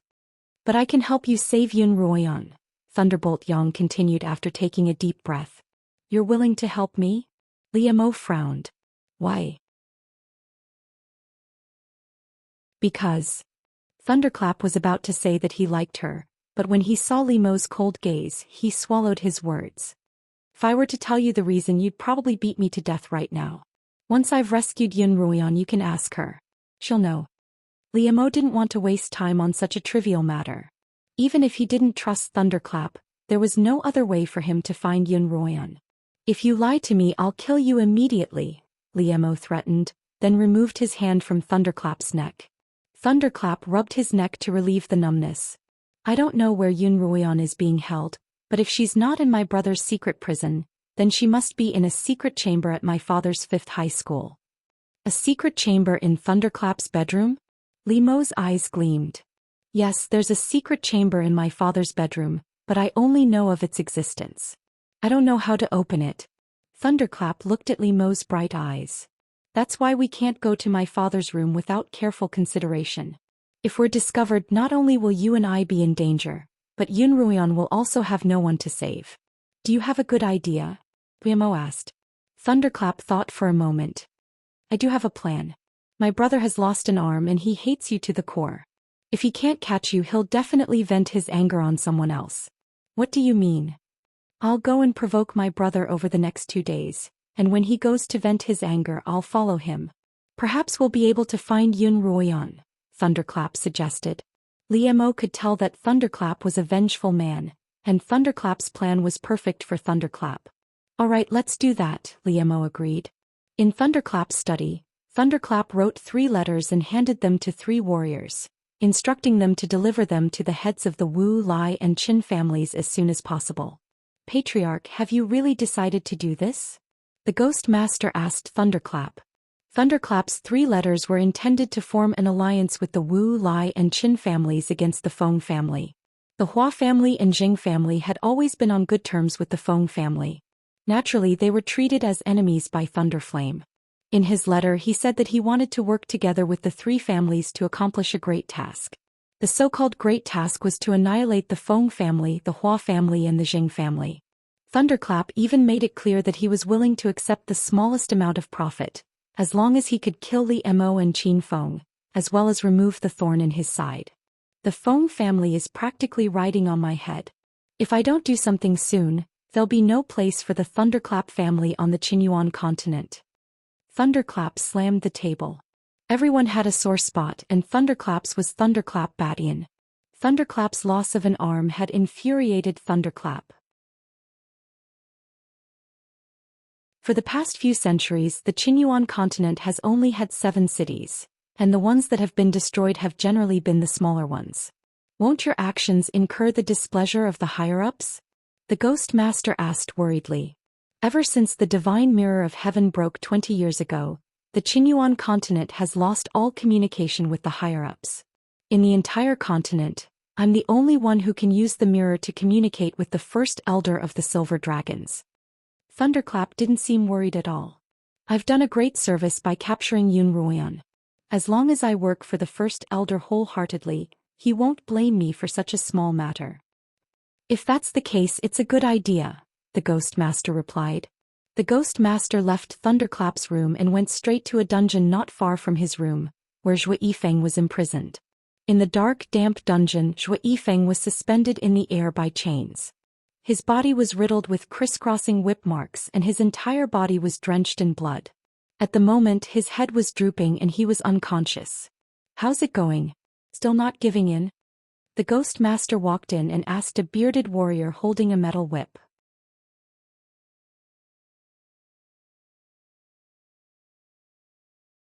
Chapter 395. Ghost Master. This person's temper is much harder than his skin. The bearded warrior with the iron whip pointed at Zhou Yifeng, who was covered in blood. Wake him up. The Ghost Master narrowed his cold eyes and looked at Zhou Yifeng. The bearded warrior picked up a bucket of cold water from the ground and poured it over Zhou Yifeng's head. It was already late autumn and winter was approaching. When the bone-chilling cold water was poured on Zhou Yifeng's body, it was like thousands of needles were pricking him at the same time. It was many times more painful than the whip wounds on his body. Zhou Yifeng frowned and woke up from his coma. Then he saw the Ghost Master standing in front of him. Don't think that I will agree to sign a contract with you. Zhou Yifeng looked at the Ghost Master and was the first to speak. There was a hint of pride in his tone as if he had won a battle. I have seen many people who are not afraid of death, but I have never seen anyone who is not afraid of pain. The Ghost Master stretched out his ghostly hand and grabbed Zhou Yifeng's hair, forcing him to look up at him. The Ghost Master continued, as long as you sign a contract with me and become my ghost slave, you will no longer have to abide by these sins. Bah! Zhou Yifeng spat on the Ghost Master's face and said, even if I die, I will still be my own ghost. You want me to submit to you? Dream on. The Ghost Master wanted to refine Zhou Yifeng into his ghost slave, but this required Zhou Yifeng to voluntarily sign a slave contract with him. Only then could he further extract Zhou Yifeng's soul and refine it. Zhou Yifeng naturally would not submit. He had been subjected to 108 tortures, but he did not have the slightest intention of relenting. When an ordinary person was beaten to the point where they wished they were dead, their spirit would completely collapse and they would agree to sign a contract. However, Zhou Yifeng seemed to be an exception. If that's the case. The Ghost Master put his hand into his hood and wiped his face. He slowly said, then don't blame me for being ruthless. After saying that, the Ghost Master took out a red bottle from his bosom. He uncorked the bottle and revealed a red slender worm that was constantly wriggling inside. What do you want? Zhou Yifeng sensed the danger and asked. It's not too late for you to regret it now. The Ghost Master said gloomily, otherwise once my soul-eroding worm enters your body, you will really wish you were dead. Zhou Yifeng, on the other hand, still had a stubborn look on his face. Seeing this, the Ghost Master used his long fingernails to scratch Zhou Yifeng's arm. The sharp nails immediately drew a line of blood on his skin. Then the Ghost Master placed the soul-devouring worm in his hand beside the wound on Zhou Yifeng's arm. The soul-eroding worm drilled into Zhou Yifeng's body through his wound. Zhou Yifeng could clearly see a long bulge on his arm. The bulge swam up along Zhou Yifeng's arm, all the way to Zhou Yifeng's head. Shua! Zhou Yifeng let out a painful groan. The soul-devouring worm had entered Zhou Yifeng's brain, and Zhou Yifeng felt like it was eating away at his soul. It was a kind of pain that was twice as intense as the pain in the bone marrow. Physical pain will make you faint. The Ghost Master's cold voice rang in Zhou Yifeng's ear, but the pain of the soul-eroding worms devouring your soul will make you more and more awake. You will clearly feel every bit of pain. Enjoy it, ha! The Ghost Master's sinister laughter grew further and further away, but just as he had said, Zhou Yifeng could feel the bone-eroding and soul-devouring pain in his mind becoming clearer and clearer. Within a secret chamber in Thunderflame's bedroom, Yun Ruoyan's eyes were closed as she recuperated. The wordless book appeared in her mind again. The book automatically flipped to the second page and then words gradually appeared on it. It was the part of the Divine Dragon technique that she could understand the most recently. Those words seemed to possess some sort of power. As long as Yun Ruoyan looked at them, her body would enter a meditative state. After an indeterminate amount of time, when she opened her eyes, a red light flashed across them. Mistress, how are you feeling? Qiuqiu asked hurriedly. Yun Ruoyan wasn't in a hurry to answer Qiuqiu's question. Instead, she sent a sliver of her consciousness into her spiritual vortex, where she could once again see her own spiritual energy transforming into a black mist. In addition, the saintly spirit crystal in her bracelet had once again come into play, constantly releasing spiritual energy to nourish Yun Ruoyan's spiritual vortex. Although Yun Ruoyan's injuries had all healed, and her ruptured spiritual vortex had mostly healed, her cultivation hadn't been fully restored. As a result, the saintly spirit crystal wasn't as effective as it was supposed to be. With the nourishment of the saint spirit crystal, Yun Ruoyan's spiritual vortex was once again filled to the brim after an entire night of cultivation. Qiu. Yun Ruoyan's voice was filled with suppressed excitement. I feel like I'm about to break through. Mistress, you're about to break through? Qiu's voice was a little surprised. Yun Ruoyan had only recently become a mid-9th rank blade master, but she was about to break through again so quickly. Mistress, if you break through again, you'll be a peak 9th rank blade master, and you'll only be one step away from becoming a sword saint. Isn't this progress a little too fast? Qiu was finally excited. If Yun Ruoyan were to break through, it would be able to borrow her strength to try and break through the silver bracelet seal. Qiu, have you noticed that I break through every time I'm injured? Do you think this is the effect of the divine dragon's power? Mistress, from what you've said, it's quite possible. As the two of them spoke, the door to the secret chamber was pushed open. Thunderflame's personal guard entered, placing a red wooden box on the floor and pushing it into the pillar of light. Because Yun Ruoyan had already reached the point where she didn't need to eat, no one brought her 3 meals a day. However, someone would bring her high-grade spiritual pills every day. These pills were incredibly rare and precious, and were one of the reasons why Yun Ruoyan was able to recover so quickly. What do you want exactly? The guard placed the box down and was about to leave when Yun Ruoyan's voice rang out from behind him. You'll know in 2 days, the guard replied. What happens in 2 days? Yun Ruoyan asked, and the guard left without looking back. No matter what happened in 2 days, what Yun Ruoyan needed to do right now was to cultivate as fast as possible. Just a little bit of cultivation would increase her chances of escaping. While the Thunderflame family was busy trying to win over the other major families to deal with the Feng family, the Feng family wasn't idle either. When the Count of Feng returned, he reported his identity to Feng Yicheng. Feng Yicheng sent his son Feng Mian to the Hua and Jing families to convince them to help him in future battles. Although the two families were on good terms with the Feng family, they were still a little hesitant to oppose the Thunderflame family. The head of the Jing family finally agreed after a long period of consideration, but the Hua family decided not to help either family. Feng Yicheng received news that the Wu, Lai and Qin families had all allied with the Thunderflame family, but he only had the Jing family as his ally. The difference in strength was still too great. Just then Feng Yicheng brought news. After a long period of activity in Thunderflame City and a few other cities, the troop had successfully won over nearly 100 smaller families who were willing to submit to them. Although these families were weak, 100 of them could still be considered a force strong enough to resist a major family. Patriarch, there's one family we might be able to fight for, Feng Yicheng said to Feng Yenyang. Which family? Feng Yenyang asked. The Lai family. Feng Yicheng said. Lai Fenglan used to be the head of the Lai family, but ever since Lai Yun was poisoned by the corpse poison, Lai Fenglan has been in seclusion to prolong Lai Yun's life. The Lai family is now controlled by his son, Lai Senator. I've interacted with him before, and he seems to be someone we can negotiate with. Alright, in that case I'll leave this matter to you, Feng Yenyang said. He then turned to the Count of Feng. How is young Master Li doing in Thunderflame City? Even if we manage to save him, it won't be easy for him to escape. Go and help him. Yes, Patriarch. Although Count of the Wind agreed, his tone was rather worried. Patriarch, if we really shed all pretense of cordiality with the Thunderbolt clan, wouldn't we anger the superior behind the Thunderbolt clan? Not many people knew of the Thunderflame clan's backer, but the Count of Feng and Feng Yenyang were among them. Don't worry about that. Feng Yenyang shook his head. As long as we don't cause too much of a commotion, the person in charge will not care about the matters of the lower continents. The person behind the Thunderflame clan has always been in hiding, so he must have his own concerns. The only thing he can give the Thunderflame clan is support in terms of techniques. As for acting against the Feng clan for the Thunderflame clan is not worthy. Patriarch says so, then I can rest assured. Count of Feng sighed in relief. Early in the morning, Thunderflame went to Thunderflame Baishan's room. Just as he reached the door, he heard the sound of a water basin falling to the ground. What are all of you doing? You can't even do such a simple thing properly. Sell all of you to the extreme darkness grounds.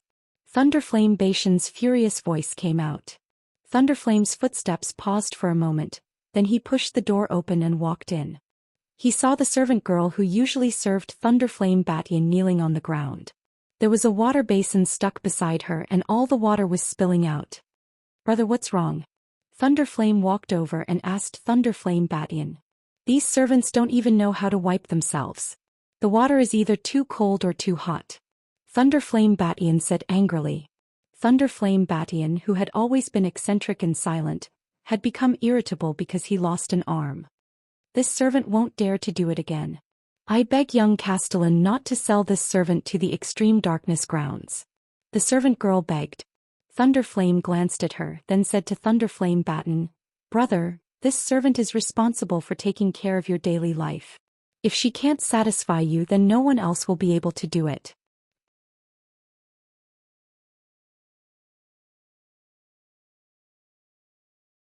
Chapter 396. Thunderbolt waved his hand at the maidservant. The maidservant was used to reading people's eyes, so she immediately understood that the second city lord wanted her to lie low until the limelight blew over. The maid crept up and left. Thunderbolt continued, "Brother, it seems to me that you're angry and that's why you hate everything you see. You need to get rid of that anger." "But how?" Thunderbolt Batian had been cooped up in his room for the past few days, the pain of losing his arm almost driving him insane. "You're transferring your own pain to someone else." Thunderbolt looked at Thunderbolt Batian and murmured, "Brother, didn't you think of such a simple method?" "That's right. Why didn't I think of such a simple method?" Thunderbolt Batian mumbled to himself. "Brother, I'll make the arrangements. Do you want to be a hunter or a beast?" However, Thunderbolt Batian waved his hand. "I'm a little tired today, so let's do it another day." He lay down as if he didn't want to talk anymore. "Then rest well, brother. I'll come visit when I'm free." Thunderbolt Batian left Thunderbolt Batian's room and returned to his own. "How is it?" Liemo asked as soon as Thunderbolt Batian entered his room. "Not much of a problem. Just stay in my brother's courtyard tonight, and he'll most likely bring you to Yun Royan." Thunderbolt sat down on a chair by the table, his face expressionless, and it was hard to tell whether he was happy or unhappy. Deceiving his own brother and betraying his own family was something he had never even considered, but he had done it. "How are you so sure?" Liemo asked worriedly. "What if he doesn't go? Do you have any other ideas?" "I know my own brother very well." Thunderbolt smiled bitterly and said, "When I was young he brought me out to ride a horse. In the end the horse threw him off and injured his leg. When he came back he couldn't take it anymore and rushed back that very night to kill the horse. Only then was his anger appeased. Now that he's lost an arm, you can imagine how angry he is. Since he can't hurt you, he'll definitely vent all his anger on your woman." Upon hearing Thunderbolt's words, Liemo shot to his feet, clenching his fists. "I won't give him that chance." "How is it?" Did he nod? Outside the cell, the Ghost Master asked the bearded warrior. "Not yet," Big Beardy said as he wiped the sweat off his forehead. "Ghost Master, why don't you go and take a look yourself?" "There's no need. When he gives in, send someone to inform him." After saying that, the Ghost Master left. Another layer of sweat appeared on Big Beardy's forehead. Then he gritted his teeth and walked into the inner room of the noisy room. Zhou Yifeng, who was chained up in the middle of the cell, had been tortured to the point where he didn't look like a human or a ghost. At first he would yell and scream in pain, but now he seemed to have gotten used to the pain. However, his entire body would still twitch from time to time. From time to time he would open his eyes and look at Big Beardy. What terrified Big Beardy was that pair of eyes. His pupils were almost completely black and there was almost no white in his eyes. He stared at people like a devil, and just thinking about it made people break out in cold sweat. "How about it? Still holding on?" Big Beardy slowly approached Zhou Yifeng, using the whip in his hand to poke Zhou Yifeng's crooked head. His head was swollen, and although his eyes were closed, they were so swollen that his eyeballs looked like they were about to burst out of his eyelids. Big Beardy glanced at Zhou Yifeng before immediately averting his gaze. If Zhou Yifeng were to open his eyes and stare at him right now, he would definitely be scared witless. Zhou Yifeng was currently in a chaotic state of extreme pain. His body was in pain, but his consciousness was slowly being separated from his body, slowly distancing itself from the pain. He thought that he was going to die. There were still many things he had yet to do. He hadn't killed Liemo to avenge his clan. Although he'd had many opportunities to kill Li Mo during this period of time, he hadn't bothered to do so. He wanted to use his own strength to kill Li Mo, or at least defeat him so that he could kneel in front of his clan and repent for his sins.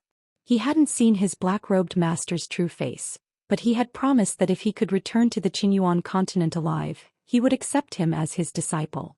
And Zhou Lin, he wondered if she was doing well. In addition to that, Zhou Yifeng couldn't let go of Yun Ruoyan. She had been captured along with him, and now that he was being tortured, Yun Ruoyan naturally wouldn't be any better off. Thinking of this, Zhou Yifeng's heart began to ache with pain from his soul.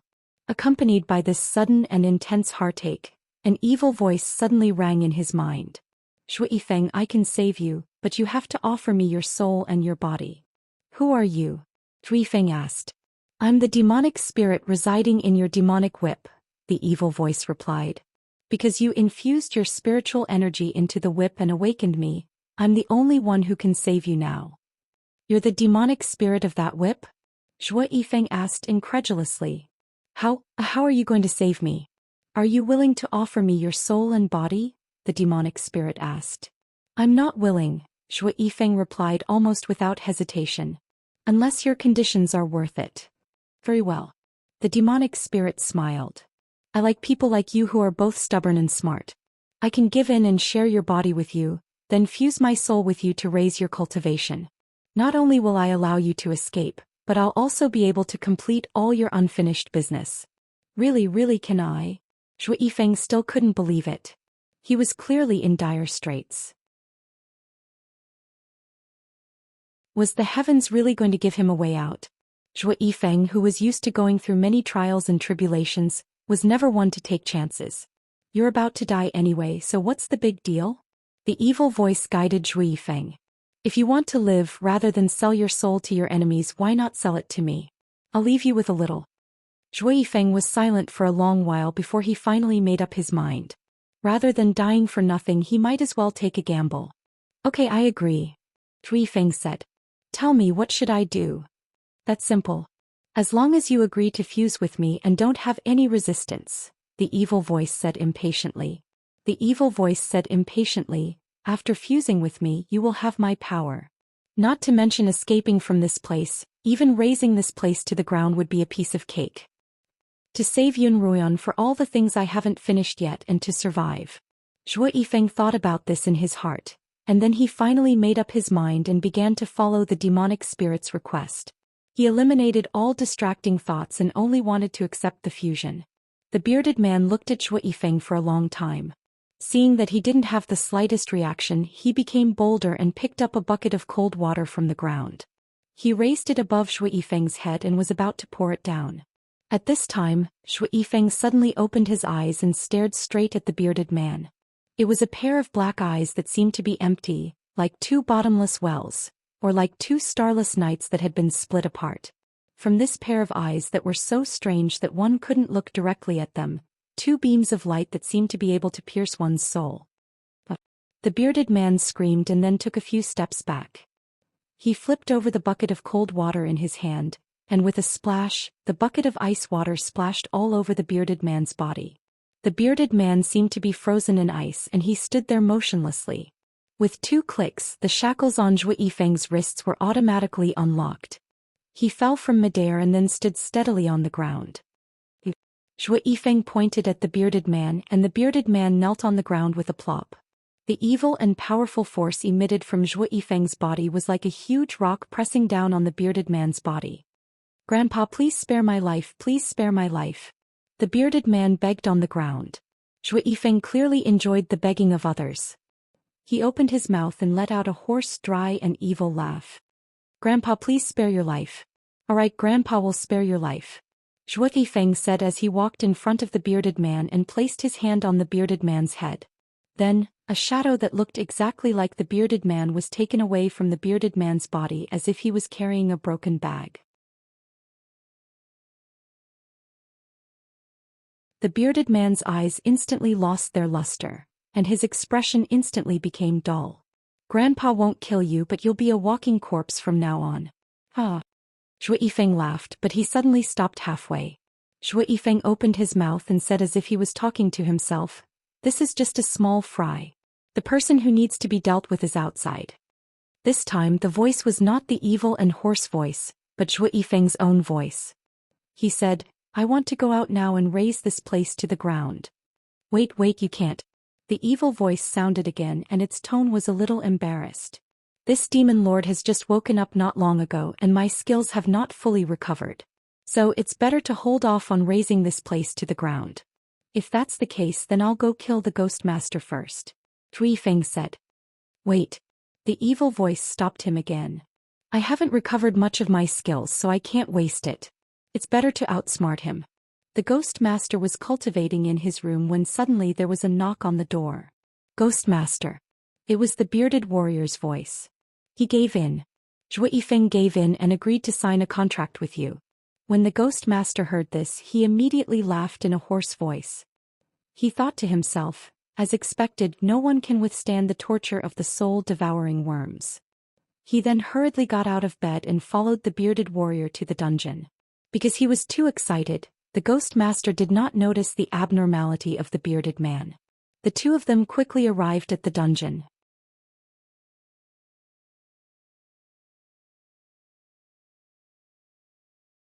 Chapter 397.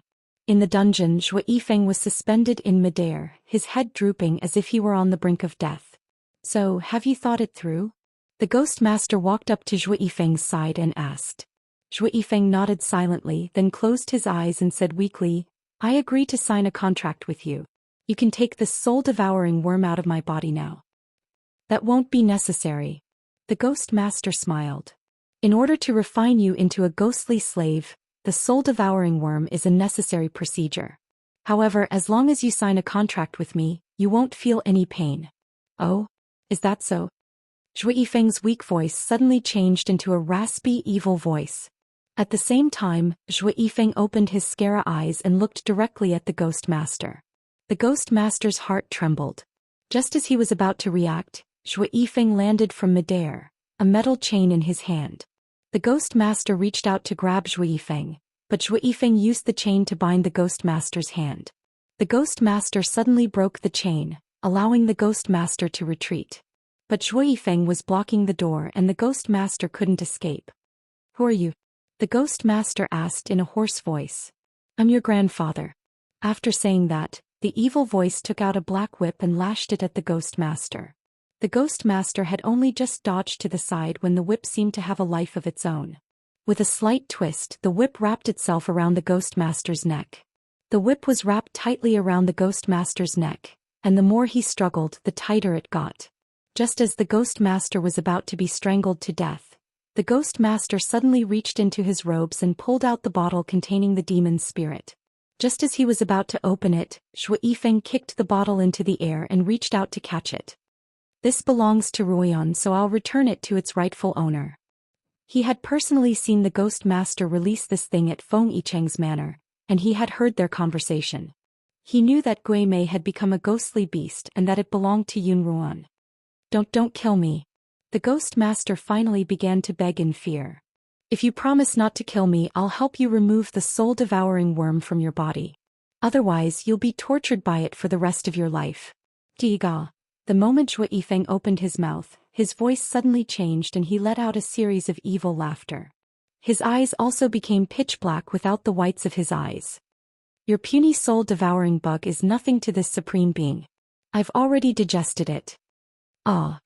The ghost master widened his eyes and said in despair, You actually digested it. Iskagaga. The demon's spirit obviously liked to see people begging and despairing, but then his voice turned into Zhou Yifeng's. I can spare your life as long as you take me to Yun Ruoyan right now. Once we save her, I'll let you go. Are you telling the truth? The ghost master immediately said, Swear it. Zhou Yifeng was so eager to save Yun Ruoyan that he didn't hesitate to swear an oath. Then the ghost master led them out of the dungeon and toward the secret chamber Yun Ruoyan was in. At dusk, Li Mo once again dispatched more guards to Thunderclap's courtyard and hid himself. Thunderclap sat alone in the courtyard, staring blankly as he waited for news. He thought that Li Mo would immediately leave with Yun Ruoyan after she was rescued, and that he wouldn't have a chance to see her again. He also thought that his father would be furious after Yun Ruoyan was rescued, but he'd done it discreetly and wouldn't be able to trace it back to him. On the other hand, his brother, Thunderclap, wouldn't be able to escape responsibility. But he also knew that his brother wouldn't be punished. Ever since he'd lost his arm, he'd become Thunderclap's favorite. Thunderclap's previous strictness toward him was completely gone. Now all he cared about was his eldest son, and Thunderclap, the youngest, had been completely neglected. Thunderclap couldn't help but feel his heart ache. Ever since he was young, he'd thought that his father had doted on him the most. No matter how weak his cultivation was, he wouldn't be scolded, and he didn't have to do much for the family. All he had to do was eat, drink, and be merry. Although Thunderclap wasn't particularly affectionate toward him, he'd never scolded or hit him. In fact, he wasn't affectionate toward Thunderclap either. Thunderson had often been happy that he was doted on by his father. But it wasn't until Yun Ruoyan had used him as a hostage that he finally understood that his father wasn't doting on him at all. Rather, he was merely treating him as a dispensable existence. Greetings, Patriarch. Just as Thunderclap was thinking about this, Steward who suddenly called out, "Second young master, the Patriarch is here." Thunderclap froze. When he raised his head and saw Thunderclap walking toward him, he immediately stood up and bowed. "Father." Such a respectful greeting surprised Thunderclap. Thunderclap had always been impolite in front of Thunderclap. Although he hadn't forgotten his manners, he'd never been so respectful before. "No need for formalities," Thunderclap said, then sat down beside Thunderclap. Thunderclap was already standing by his side. In the past he'd been spoiled and arrogant, but now that he knew his place in Thunderclap's heart, he didn't dare act rashly. "You sit as well." Thunderclap glanced at the somewhat restrained Thunderclap. Only then did Thunderclap sit down on a stone bench opposite him. "Thunderclap, I'm here to discuss something with you," Thunderclap said hesitantly. "Father, what's the matter?" Thunderclap was a little flattered.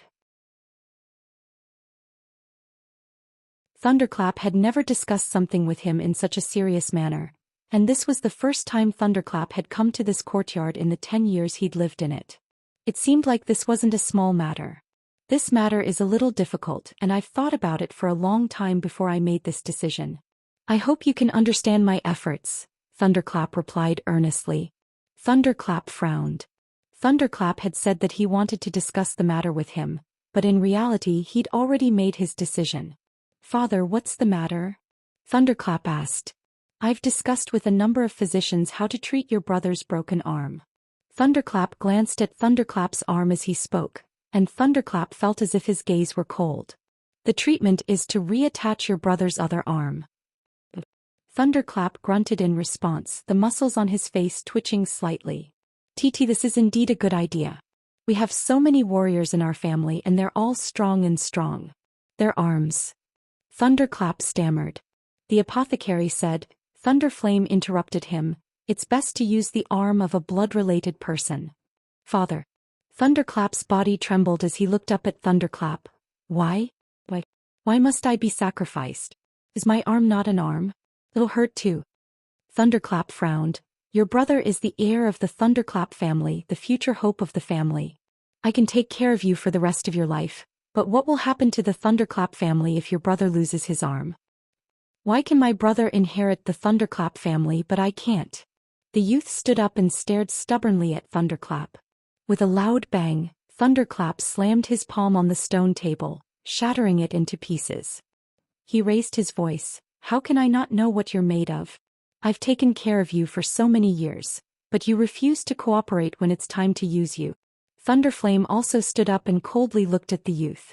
He then coldly ordered, "Men, tell me about the second young master.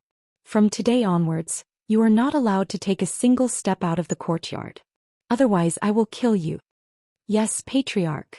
The 10 or so warriors in the courtyard responded in unison, announcing that Thunderclap had been imprisoned. As Thunderclap watched Thunderclap's departing figure, his heart filled with sadness and disappointment, and he spat out a mouthful of blood. "Second young master, you have to take care of yourself." Steward who hurriedly consoled him, then helped him into his room. "Steward who?" Thunderclap whispered. "Second young master, what orders do you have for me?" Steward who looked at Thunderclap, his heart aching for him. "Go to the front yard and keep watch. If Li Mo needs help, you have to help him save Yun Ruoyan, Thunderclap instructed. Li Mo had been hiding in Thunderclap Bashan's courtyard for almost 2 hours. Even as the sky darkened, there was still no movement. Li Mo couldn't help but feel a little anxious. But just then Thunderclap Batian arrived. He entered Thunderclap Bashan's room, and the two of them discussed something for an hour before Thunderclap Batian left. Not long after, Thunderclap Batian finally left his room, his face beaming. Thunderclap Batian must have brought him some good news. "Second young master, where are you going?" one of Thunderclap Bashan's personal guards asked. "I'm going out for a walk." "Don't follow me," Thunderclap Batian ordered, then walked out of the courtyard. The guards looked at each other, but none of them dared to disobey Thunderclap Bashan's orders. Thunderclap Batian had always been a ruthless man, and ever since he had lost his arm he had become even more temperamental, causing all of his subordinates to tremble in fear. Li Mo followed Thunderclap Batian into Thunderclap Bashan's courtyard. The guards only bowed when they saw him and no one dared to question him. In the entire Thunderclap family, only Thunderclap Batian was allowed to freely enter Thunderclap Bashan's courtyard and rooms. Thunderclap Batian swaggered into Thunderclap Bashan's room. The reason he was so fearless was because Thunderclap Batian had told him that he wanted to transplant Thunderclap Bashan's arm to him, but he needed a spiritual herb for external use. At this time, Thunderclap Batian was in his pill-making chambers, and he was going to stay there for an entire night. The thought of having an entire night to torture Yun Ruoyan made him so excited that he wanted to wave his arms around. However, he couldn't do so with only one arm. Looking at his empty sleeve, the hatred in his heart had reached its peak. Even though he had regained his arm, the pain of losing it couldn't be erased. Tonight he was going to pay Yun Ruoyan back 100-fold.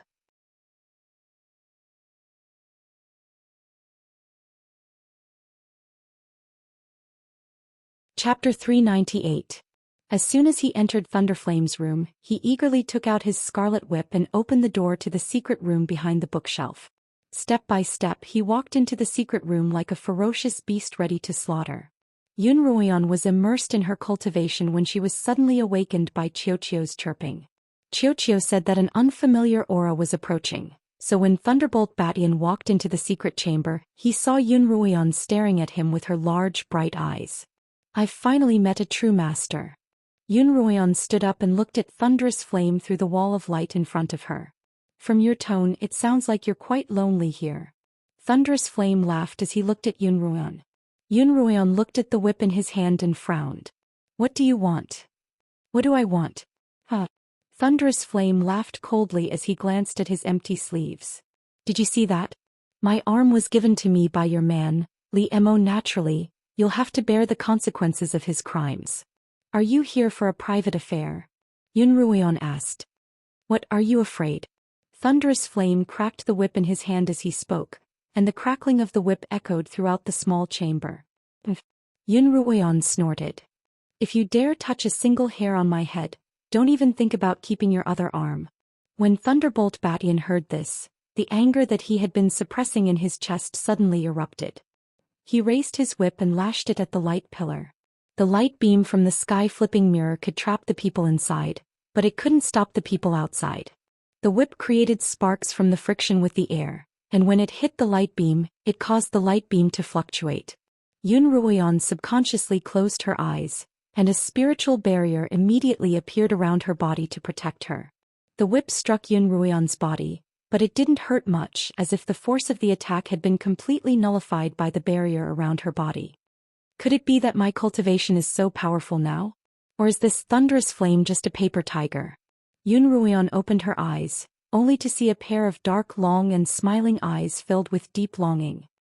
I'm here," Li Mo's deep magnetic voice rang out. "Yes, you're here," Yun Ruoyan replied happily. "I knew you'd come. Stop chatting. Hurry up and get out of here." Qiuqiu's voice suddenly rang out in both Yun Ruoyan and Li Mo's mind. Li Mo's hand was still gripping Thunderbolt Bashan's whip. What had struck Yun Ruoyan had only been the tip of the whip, and all he felt was a weight on his hand. Indeed, Thunderbolt Batian had let go of the whip. "Since you're here, don't leave." Thunderbolt Bashan's voice rang out from behind Li Mo. He was very close to the door and he only needed 2 steps to get out. Once he closed the door, Li Emo would be locked inside as well. That was indeed his plan, but the moment he took a step forward, Li Emo appeared in front of him, blocking his path. You don't leave either. Li Emo took out his sword and placed it against Thunderbolt Baishan's neck. Just then the sounds of fighting could be heard from outside the room, but they quickly stopped. Zhou Yifeng, similarly clutching a person's neck, kicked open the door and walked in. Zhou Yifeng and Li Emo looked at each other before exclaiming at the same time, "You're here too." Regardless of the misunderstandings between the two of them, their ultimate goal was the same, and they had fought together before. Yen'er's in the secret room trapped by a seal. Your movements just now must have alerted Thunderbolt Batian, so we have to hurry and rescue Yen. Zhou Yifeng nodded in agreement. Zhou Yifeng grabbed one person in each hand, and Li Emo returned to the secret room. Now that they'd found Yun Ruoyan, the ghost master in Zhou Yifeng's hands was no longer of any use. Zhou Yifeng glanced at the ghost master, and when he opened his eyes again he could see nothing but darkness. No, I'm still useful, don't kill me. The ghost master trembled in fear. You're indeed useful. A voice 10 times more unpleasant than the ghost master's hoarse voice cackled. Your purpose is to be my food. Then Zhou Yifeng opened his mouth and sucked at the ghost master's hooded face. Wisps of black energy began to flow out of the ghost master's hood and into Zhou Yifeng's nose and mouth. A gust of cold wind blew past, and the ghost master's hood was blown away, revealing a face that no one had ever seen before. It was a face that was as dry as the bark of an old tree. The nose was sunken in, the forehead was sunken in, the chin was sunken in, and the cheeks were devoid of cheeks. As the black energy was sucked into Zhou Yifeng's body through the ghost master's nose and mouth, the withered face became even more withered, until all that was left was a skeleton wrapped in a black robe. This frightening scene unfolded before the eyes of Zhou Yifeng, who was still strangled by Zhou Yifeng's other hand. As a man who'd experienced countless killings, he'd seen even stranger and scarier scenes than this. However, he'd only ever been a bystander or perhaps the creator. That fear was inflicted on others and it had nothing to do with him. His only responsibility was to enjoy their terrified expressions and pained wails. But at this moment, the person who had created this horrifying scene was strangling him. Thunderbolt Batian watched as Zhou Yifeng sucked the ghost master's body dry and tossed the ghost master's corpse to the ground like a piece of trash. Then Zhou Yifeng's black eyes looked at him. They were so cold, so deep and so strange. It was as if a skeletal hand could reach out from those eyes and gouge out his eyeballs at any moment. Who are you? You're not Zhou Yifeng. Thunderbolt Batian cried out in alarm. Kikik. Zhou Yifeng cackled evilly. I'm him, but I'm also not him. So what?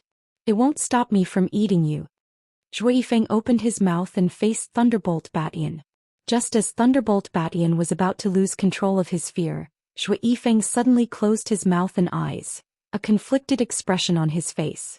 When he opened his eyes again, they revealed a pair of bright eyes with distinct black and white colors.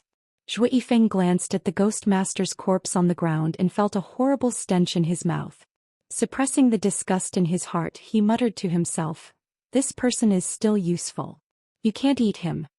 Only then did Thunderbolt Batian finally let out a breath. His face turned from white to green, then from green to red and finally from purple. Zhou Yifeng's hand that was strangling Thunderbolt Baishan's neck slowly tightened. Clenching his teeth, Zhou Yifeng said to Thunderbolt Batian, "When he's useless, I'll deal with him properly." In the secret chamber, Li Emo raised his cultivation to the peak of a peak second-rank blade master, then converted all of his spiritual energy into physical strength and concentrated it on his fist. Protect yourself," Li Emo instructed Yun Ruoyan. Yun Ruoyan nodded and a barrier of spiritual energy appeared around her body. Only then did Li Emo punch out with confidence. With a loud bang, the entire chamber shook, and the pillar of light trembled violently. Li Emo punched again and the trembling pillar of light dissipated. Li Emo hugged Yun Ruoyan tightly in his arms, his fingers caressing her neck. There was an indistinct whip mark left behind by Thunderbolt Baishan's whip. "Hurry up and leave. There's a large group of people rushing over." Zhou Yifeng poked his head in and instructed the two of them expressionlessly.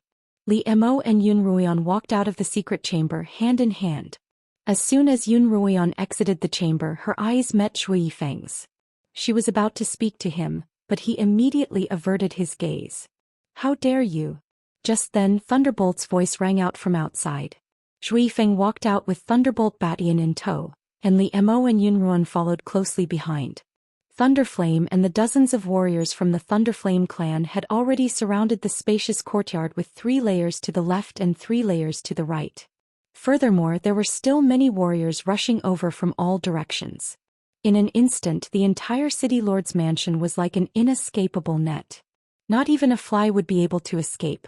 "Young lord, come and greet the city lord." Shui Yifeng grabbed Thunderbolt Batian by the neck and twisted his head toward Thunderbolt. "Father, kill me." Thunderbolt Batian's face had turned purple from Shui Yifeng's grip, but he still spoke stubbornly. "You rats must have eaten a bear's heart and a leopard's gall. Release my son now and I'll leave your corpse intact." Thunderbolt said agitatedly. "Humph." Zhuo Mo stepped forward and laughed coldly. "Thunderbolt, if you say that, I'm afraid you won't even be able to leave your son's corpse intact." As he spoke, he retrieved his azure light sword and stabbed it under Thunderbolt Batian's armpit. Then he grabbed the hilt of the sword and chopped off Thunderbolt Batian's other arm as if he were chopping vegetables. This sudden movement caught everyone by surprise. Just like the last time, Thunderbolt Batian was caught off guard and lost an arm, and fresh blood spurted from his mouth. Thunderbolt Batian gritted his teeth and cried out in pain. "Tianfu!" Thunderbolt's pained cry reverberated throughout the city lord's manor. "Thunderbolt, I'll count to 3 before you let us go. Otherwise I'll chop Thunderbolt Batian into pieces." Li Mo pointed the azure light sword at Thunderbolt Batian's thigh. 1, 2. Just as Li Mo was about to count to 3, Thunderbolt finally relented. "Stop, I'll let you go, I'll let you go," Thunderflame said. "But you cannot harm my Tian'er. As long as you let us go, I promise not to harm a single hair on Thunderbolt Batian's head," Li Mo replied. "Otherwise I'll make sure he's buried with me." "All right, I'll let you go." Thunderbolt commanded the surrounding warriors to open up a path. Regardless of whether they were in the sky or on the ground, they all opened up a path for Thunderbolt Batian and Yun Ruian. Sword light rose from the feet of Yun Ruian, Li Mo and Shui Yifeng, and they soared into the sky with Thunderbolt Batian in tow.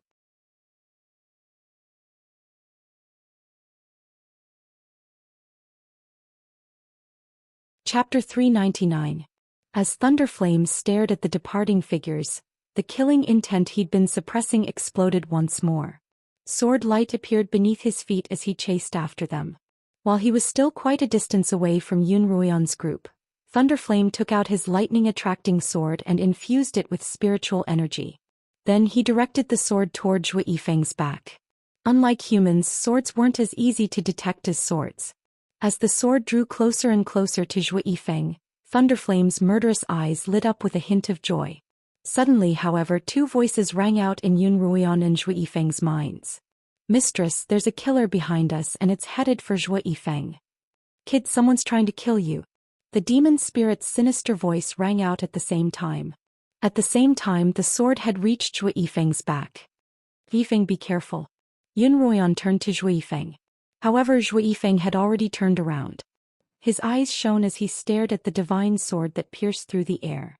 Then with lightning speed he blocked Thunderbolt Batian in front of him. With a pu sound, the divine sword pierced deeply into Pai Batian's chest. Pai Batian's eyes instantly widened as he stared in disbelief at the Thunderbolt divine sword that belonged to Lei Yen that had pierced his chest. Thunderflame's heart-wrenching cry came from afar. "Shui Yifeng, Yun Ruian, Li Mo, I'll tear the 3 of you to shreds." Shui Yifeng released his grip expressionlessly, and Thunderflame fell to the ground like a withered leaf. "Let's go," Li Mo exclaimed. With Thunderflame dead, Thunderflame would surely go berserk. If the 3 of them hesitated, they wouldn't be able to escape. "All warriors of the Thunderbolt clan, listen up. Kill those 3. Kill them all."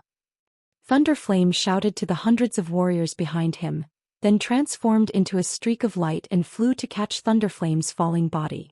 Thunderflame had truly gone mad. The pain of losing his son had caused him to forget even the Silver Dragon Elder's order not to kill Yun Ruian. Upon receiving their orders, the hundreds of warriors charged toward Yun Ruoyan's group of 3. Hundreds of streaks of sword energy streaked across the sky above Thunderclap City like a meteor shower. The beggar in the corner of Thunderclap City opened his eyes in a daze and saw the meteor-like sword light that filled the sky. The commoners who had woken up at night also saw this rather grand pursuit. Because of Yun Ruoyan's trio, the entire Qinyuan continent was thrown into disarray. Yun Ruoyan's group of 3 flew so quickly that the warriors behind them couldn't catch up. However, in front of them, a warrior appeared to obstruct them. Yun Ruoyan released a fireball, Li Mo congealed an icicle, and Zhou Yifeng wielded a long black whip that Yun Ruoyan had never seen him use before. The 3 of them immediately began fighting against the warriors who were trying to stop the tribulation.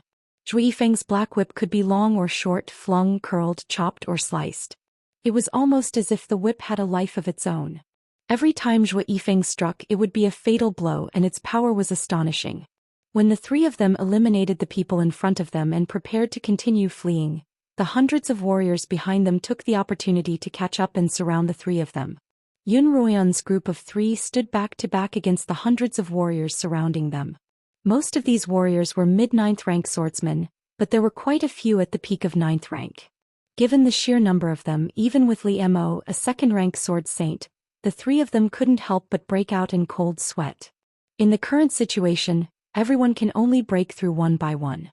Whoever can escape will escape. What she said was indeed the best way to break out of the encirclement, but the 2 men beside her completely ignored her words. Clearly they wouldn't do as she said.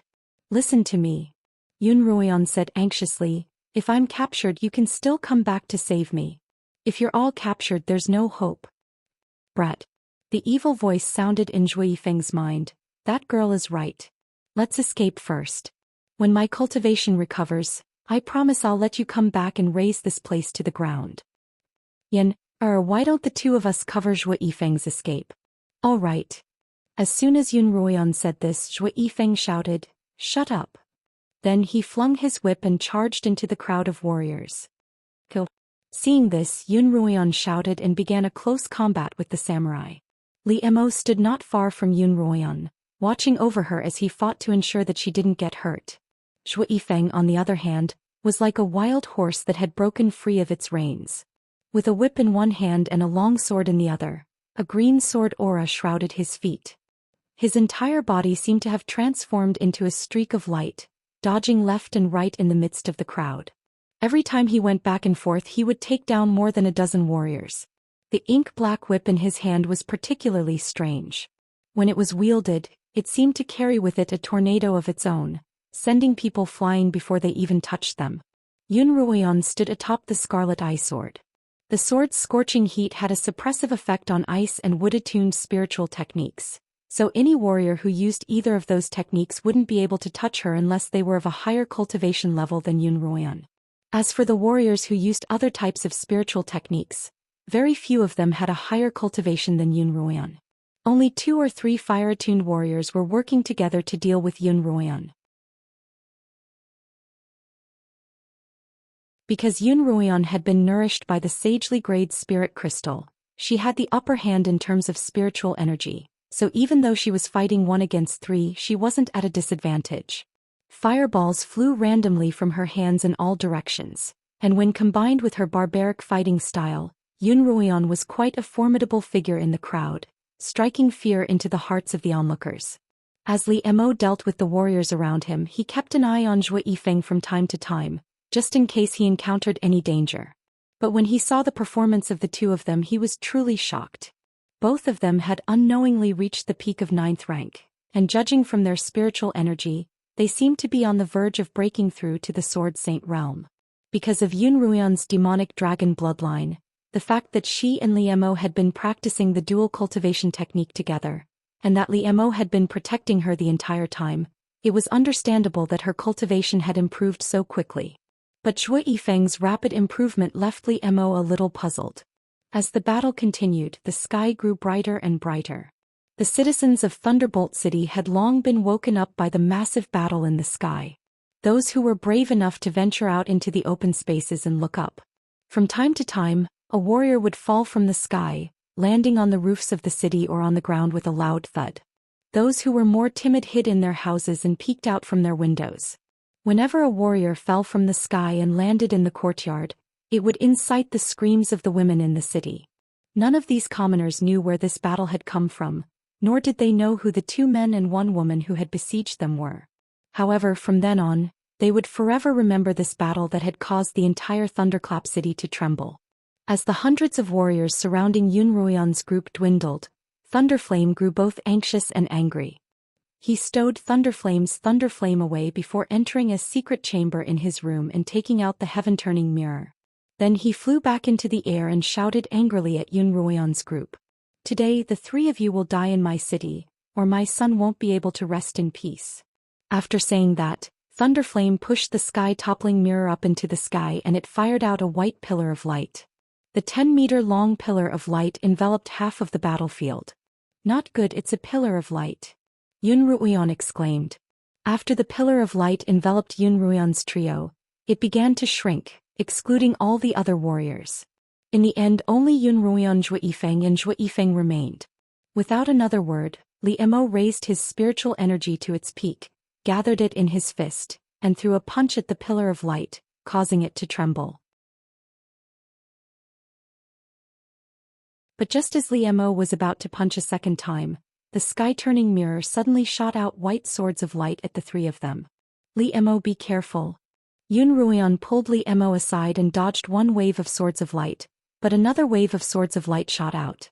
Yun Ruoyan, Li Mo and Zhou Yifeng quickly covered their bodies with spiritual energy barriers, but the swords of light from the sky-turning mirror were no small matter. When they struck Yun Ruoyan and Zhou Yifeng, they immediately opened up a hole in their spiritual barriers. Li Mo's barrier also began to ripple, and it looked like it wouldn't last much longer. "Zhou Yifeng, come over here." Li Mo covered Yun Ruoyan with his robe before turning to Zhou Yifeng. "Zhou Yifeng, come over here." Zhou Yifeng glanced at Li Mo coolly, but didn't accept his offer of protection. The barrier around his body had already been damaged by the swords of light, and he used his whip and sword to block the swords of light. However, because the swords of light were so concentrated and powerful, Zhou Yifeng's arm was quickly cut open. "Kid, use my shield." Suddenly, that sinister voice rang out in Zhou Yifeng's mind. Zhou Yifeng suddenly remembered that he had obtained a shield along with the black whip in the southern tower of Kongming Academy. Zhou Yifeng hadn't used that shield ever since he had refined it, and he had forgotten about it for so long.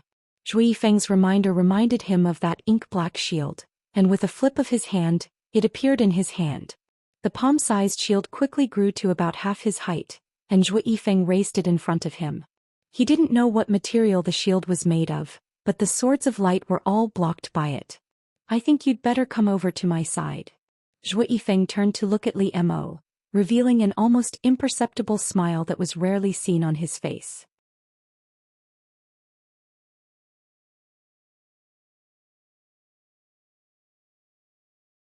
Chapter 400. That shield can actually block the sky-turning mirror's sword of light? Outside the pillar of light, Thunderflame's expression was one of disbelief. "Let's see if you can block this." Thunderflame pulled out the Thunderbolt Divine Sword from Pai Baishan's chest, still stained with his blood, and pointed it towards the sky. In a split second, the morning glow disappeared and dark clouds gathered. The sky was filled with the crackling of thunder from far to near.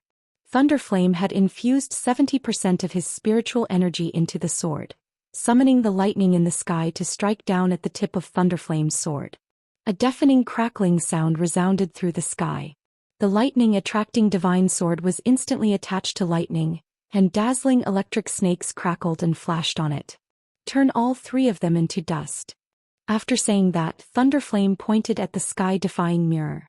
The lightning bolts flew towards the sky-defying mirror. The sky-defying mirror reflected the lightning bolts back at the 3 cultivators inside the pillar of light. Another deafening crack rang out. The electric tongue was reflected by the sky-turning mirror, doubling its power. Then it was applied to the shield in Zhou Yifeng's hand. One could imagine how powerful it was. "Ugh!" Zhou Yifeng groaned, clearly unable to hold the shield steadily.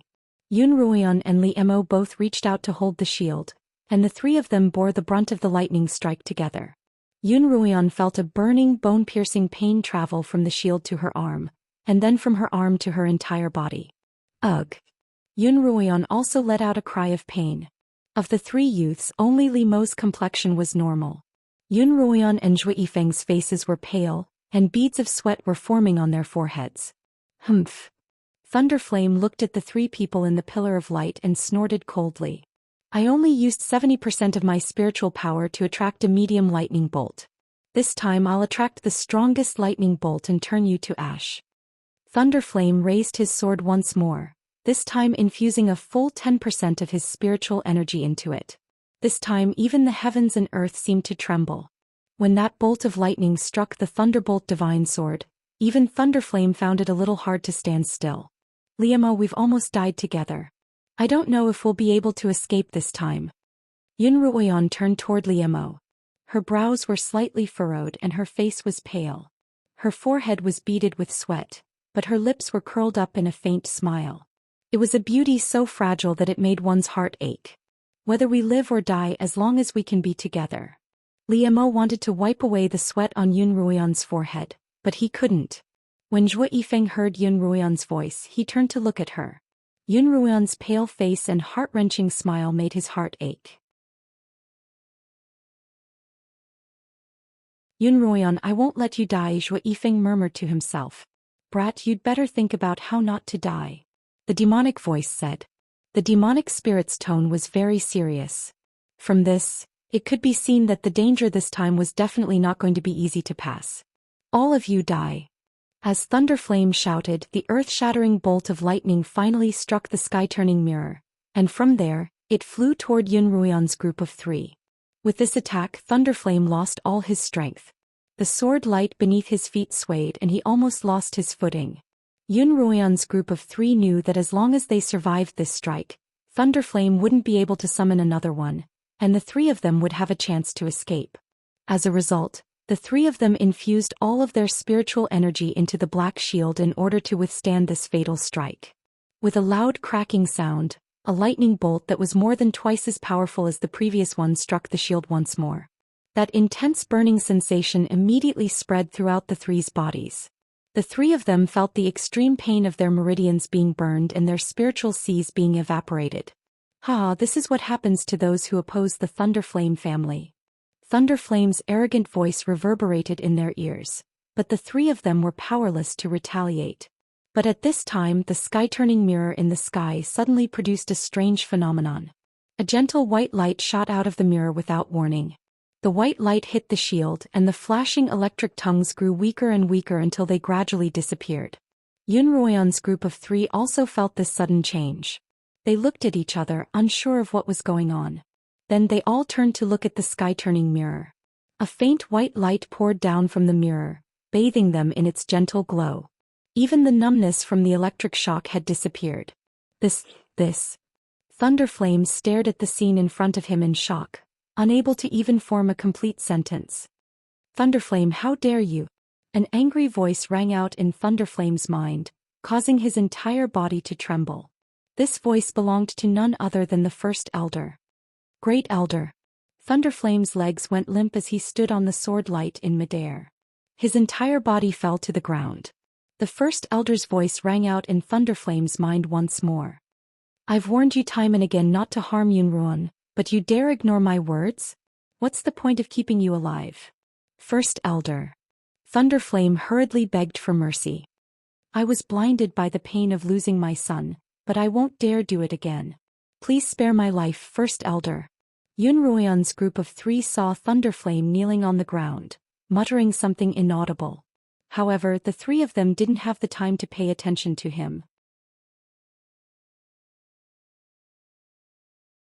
After two more strikes, the pillar of light trapping them began to tremble violently, and Li Mo's full-strength punch completely shattered it. While everyone else was still in a daze, the three of them flew past the encirclement and out of Thunderflame City. Idiot, hurry up and chase after them, the First Elder yelled. If Yun Ruoyan escapes, I'll make sure you suffer. Thunderflame's body trembled and he quickly organized his troops to continue the chase. Yun Ruoyan's group of three was exhausted after being electrocuted twice, as well as having fought a fierce battle. Even after they left the Thunderflame family's territory, Thunderflame and a large group of warriors continued to chase after them. As Yunruan flew, she turned to look at the horde of pursuers behind her and cursed, "What a bunch of stubborn dogs." Don't let your guard down," Liemo comforted. "Once we reach the Feng family's territory, they won't be able to chase after us."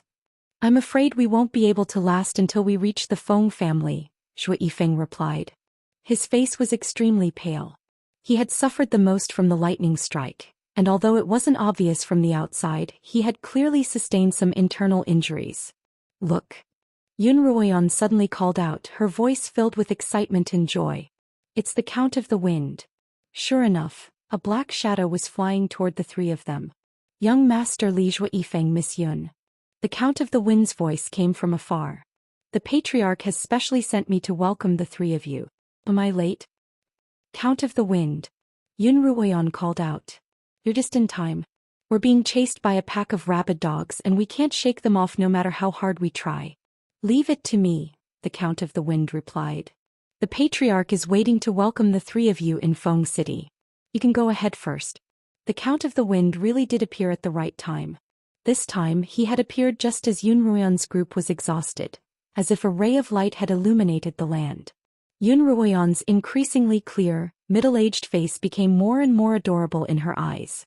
From then on, Yun Ruoyan gave the Count of the Wind a nickname: Timely Rain, Count of the Wind.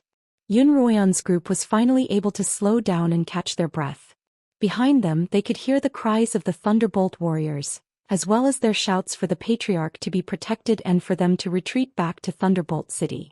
Of the Thunderbolt warriors present, only Thunderbolt Flame was able to put up a fight against the Count of the Thunderbolt. However, he had summoned 2 bolts of lightning in a row, and he had no energy left to fight. The hundreds of Thunderbolt warriors were immediately routed by the Count of the Wind's attacks. Yun Ruoyan's group of 3 finally returned to Wine City after a near-death experience. The 3 of them went straight to the Yun residence, and what surprised Yun Ruoyan was that Feng Yicheng and Feng Yenyang were both there. Feng Yicheng, Feng Yenyang, Lin Tianming, and the Lin sisters were all waiting for the 3 of them to return. "Ruoyan, you're finally back." Lin Tianming stood up shakily with the help of the Lin sisters. As soon as Yun Ruoyan landed on the ground, she quickly walked over to Lin Tianming's side. "Uncle, please sit down. Let me see if you're injured." Lin Tianming looked at Yun Ruoyan from head to toe before finally relaxing. "Quick, help me sit down," Yun Ruoyan instructed. Only then did she turn her gaze to Feng Yenyang, the patriarch of the Feng family. Feng Yenyang was in the middle of a conversation with Li Mo and Zhou Yifeng when he felt Yun Ruoyan's gaze on him. "Miss Yun, it's truly fortunate that you were able to escape from the Thunderbolt family." "It's all thanks to the Count of the Wind," Yun Ruoyan replied honestly. "Otherwise, the 3 of us would have been caught again." "It's all thanks to the Patriarch's help," Feng Yicheng replied. After receiving orders from the Patriarch of the Feng family, the Count of the Wind had sent men to infiltrate Thunderbolt City and hide around the city lord's manor. When the sounds of a fierce battle could be heard from the manor, the spies hurriedly reported it to the Count of the Wind. Only then did Feng Yicheng arrive.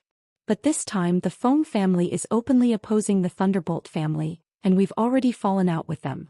Feng Yicheng sighed. The Thunderbolt family has allied with the Wu, Lai and Chen families. I'm afraid that it won't be long before these 3 families join forces to attack the Feng family. A few days ago I went to the Lai family to rope them in but was rejected. The 2 families are too weak and I'm afraid that the Feng family will be in danger this time.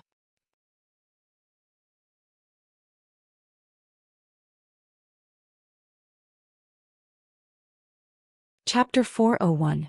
Feng Yicheng's words made everyone's heart sink. This time Yun Ruoyan had truly witnessed the might of the Thunderbolt family. Unprepared, they had managed to gather a few hundred warriors in less than 15 minutes. If they had enough time to prepare, the Thunderbolt family alone would have been able to gather tens of thousands of warriors. Coupled with the Lai, Wu and Qin families, their strength was truly unfathomable. If we were to start a war with the Thunderbolt family, our chances of victory would indeed be slim, Feng Yenyang replied. However, the conflict between the Feng and Thunderbolt families has been going on for a long time. This battle is only a matter of time and it has little to do with the 2 of you. Feng Yenyang told Yun Ruoyan and the others to find a place to hide and avoid the battle.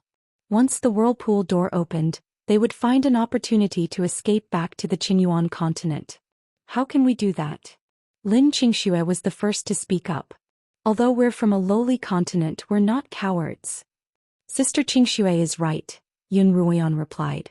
No matter what, we're involved in the conflict between the Feng and Thunderbolt families, and I have a grudge against the Thunderbolt family as well. That's why we have to participate in this battle. But what if we lose? Feng Yenyang also looked at Yun Ruoyan. He was telling her the worst-case scenario. I've experienced countless failures and despair in my life, but I've always been able to see the light at the end of the tunnel. As long as I don't run or give up, I won't be afraid. Yun Ruoyan continued. As long as I don't run or give up, I won't be afraid. Yun Ruoyan felt a warmth in her hand. Li Mo had grasped it. We're husband and wife and we'll advance and retreat together. And us, Lin Tianming added. We're a family and we'll stick together no matter what we do. Kid, let's find a place to hide. Once I recover my cultivation, I'll raise this place to the ground. The sinister voice rang out in Zhui Feng's mind. Zhui Feng said calmly, count me in. We came here together, so of course we have to go back together. Feng Yenyang's gaze swept across the crowd. In that case, the Feng family will naturally fight this battle with all its might. As he spoke, the Count of Wind returned. Big uncle, how was it? Did you beat the Thunder Clan's warriors? Feng Yicheng greeted the Count of Wind with an exaggerated smile. Those warriors are quite tired after fighting the three of you. Even Thunderflame is very weak. I didn't use much strength. Feng Bo bowed to Feng Yenyang and said. After chatting for a while longer, everyone took their leave. The Count of Feng and Feng Yicheng stayed behind to drink and chat with Li Mo and the others. Sirs, how big is the difference in strength between the Feng and Thunderbolt families? Do we really have no chance at all? Yun Ruoyan poured a cup of wine for the Count of Feng. Originally, there was a huge difference in strength between our two families. Outsiders who didn't know the truth thought so too, Count of Feng said as he drank a cup of wine. Someone who doesn't know the truth? Yun Ruoyan leaned forward. So there's more to it than meets the eye? That's right. The Count of Feng put down his empty cup, and Yun Ruoyan immediately refilled it for him. Ever since the Feng family gained control of the Darkest Lands 3 years ago, we've managed to obtain quite a number of sacred spirit crystals from a spirit crystal mine there. With these spirit crystals, we've been able to secretly train a few hundred warriors at the peak of the Sword Saint realm. However, these warriors are the Feng family's secret weapon, and we can't reveal this to outsiders. But since you're willing to advance and retreat with the Feng family, we won't hide this secret from you. The Feng family actually has a secret team of experts. Feng Yicheng's eyes widened. I didn't even know about this. You've only been with the Feng family for a short time, so I didn't have a chance to tell you. The Count of Feng waved his hand. Feng Yicheng gulped down 3 cups of wine before putting down his cup. If that's the case, won't the Feng family win for sure? I wouldn't dare to say that, the Count of Feng replied. Feng Bo said, the Thunderbolt clan has been in charge of the extreme darkness for so long, they should have a lot of spirit crystals in their hands. We've cultivated a secret force, but no one knows if the Thunderbolt clan has also cultivated a secret force. Therefore, we can't make a conclusion on the outcome. However, the Count of Feng's tone changed. Right now, it's not just the Feng and Thunderbolt families that can influence the outcome of the battle. If the two families are equally strong, then allies are extremely important. Yun Ruoyan and the others knew that the Thunderbolt family had 3 allies, while the Feng family only had 1. The other was merely observing from the sidelines. Yicheng, why didn't you succeed in recruiting the Lai family? The Count of Feng asked. Ah. Feng Yicheng sighed. I didn't see the head of the Lai family at all. I'd thought that Lai Sin would be in charge, but he's just a puppet. Everything is still in the hands of his father, Lai Fenglan. According to Feng Yicheng, Lai Fenglan would inject spiritual energy into Lai Yun every night to prolong her life. During the day he would deal with the affairs of the city, and unless it was a long trip he wouldn't let Lai Sin do anything. When Lai Fenglan heard that Feng Yicheng had gone to recruit him, he simply refused to see him. However, I heard from Lai Sin that his father is already at the end of his tether. If he works day and night like this, he won't be able to make ends meet. Sooner or later he will run out of oil. He told me not to worry. Once Lai Sun dies, he will form an alliance with us after he takes over the Lai family, Feng Yicheng said. Brother Feng, Liemo responded. Lai Sun isn't a reliable person. Even if we form an alliance with him, I'm afraid it won't be. Yun Ruoyan's heart skipped a beat when she heard Feng Yicheng's words. Have you found out how Miss Lai is doing? According to Lai Sun, ever since Lai Yun was poisoned, she's gone mad and she's been locked up in the Lai family's training room. She was finally cured with countless spiritual pills, but the poison still hasn't been purged. That's why Lai Fenglan is injecting a large amount of spiritual energy into her every day to keep the poison in her body from killing her. At the same time, he's looking for a cure. It looks like there's hope for the Lai family. Yun Ruoyan suddenly smiled. Feng Yicheng's eyes widened once more as he looked at Yun Ruoyan. Miss Yun, what's your plan? Please enlighten me. Yun Ruoyan turned her gaze to Zhou Yifeng and the crowd followed her gaze.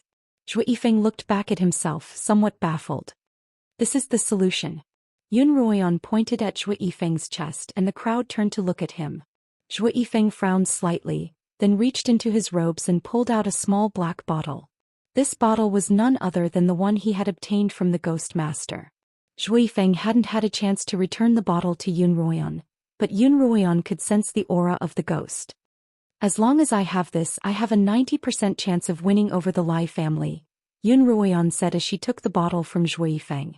Through Feng Yicheng, Yun Ruoyan mentioned to Feng Yenyang that she was going to the Lai family, and Feng Yenyang quickly agreed. After a few days of rest and recuperation, Yun Ruoyan and Li Mo prepared to leave for Lai City the next day. This time, however, Zhou Yifeng didn't request to go with them. Ever since Zhou Yifeng and Lin Qingshue's showdown, the relationship between the two of them had been rather delicate. Yun Ruoyan had originally intended to bring Zhou Yifeng along with her to Lai City so that the two of them would be separated. However, she suddenly recalled how Zhou Yifeng had told Lin Qingxue that he liked her that night in the garden, and she felt that it wasn't appropriate to do so. Yun Ruoyan, who had never been good at handling relationships, found herself in a dilemma. What's the matter? Can't you sleep? Li Mo propped up his head as he watched Yun Ruoyan tossing and turning restlessly by his side. Yes, I can't sleep, Yun Ruoyan murmured. Is there something on your mind? Li Mo asked. Yun Ruoyan wanted to tell him the truth, but when she opened her mouth, she couldn't bring herself to say that Zhou Yifeng liked her. Li Mo couldn't help but laugh as he looked at the little girl beside him, who looked like she wanted to say something but was in a difficult position. Ever since they had gotten married, Yun Ruoyan had lost her usual sharpness in front of him. Instead, she had begun to act like a little girl, a side that no one else would ever be able to see. Li Mo reached out and pulled Yun Ruoyan's soft body into his embrace. Since you can't bring yourself to say it, let me guess. Guess? Yun Ruoyan raised her head to look at Li Mo's chiseled chin. Alright, guess. I don't believe you'll be able to guess even this much. You'll know whether or not I can guess it by listening to me, Li Mo replied with a smile. You're worried about your feelings. Yun Ruoyan frowned. Continue. You're already my wife and there's nothing wrong with our relationship. So you're not worried about your own feelings but about someone else's, am I right? Yes. Yun Ruoyan shook her head. Zhou Yifeng said that he liked her, then it had something to do with her. All right. Li Mo flipped over and pinned Yun Ruoyan beneath him. He looked down at her, his eyes filled with her image. You're worried about Zhou Yifeng and Lin Qingxue. Lin Qingxue likes Zhou Yifeng but Zhou Yifeng likes you. You want to help them sort out their feelings for each other, but you don't want to see either of them hurt, only to find that you're in no position to do so. Yun Ruoyan's beautiful eyes slowly widened. You actually guessed it.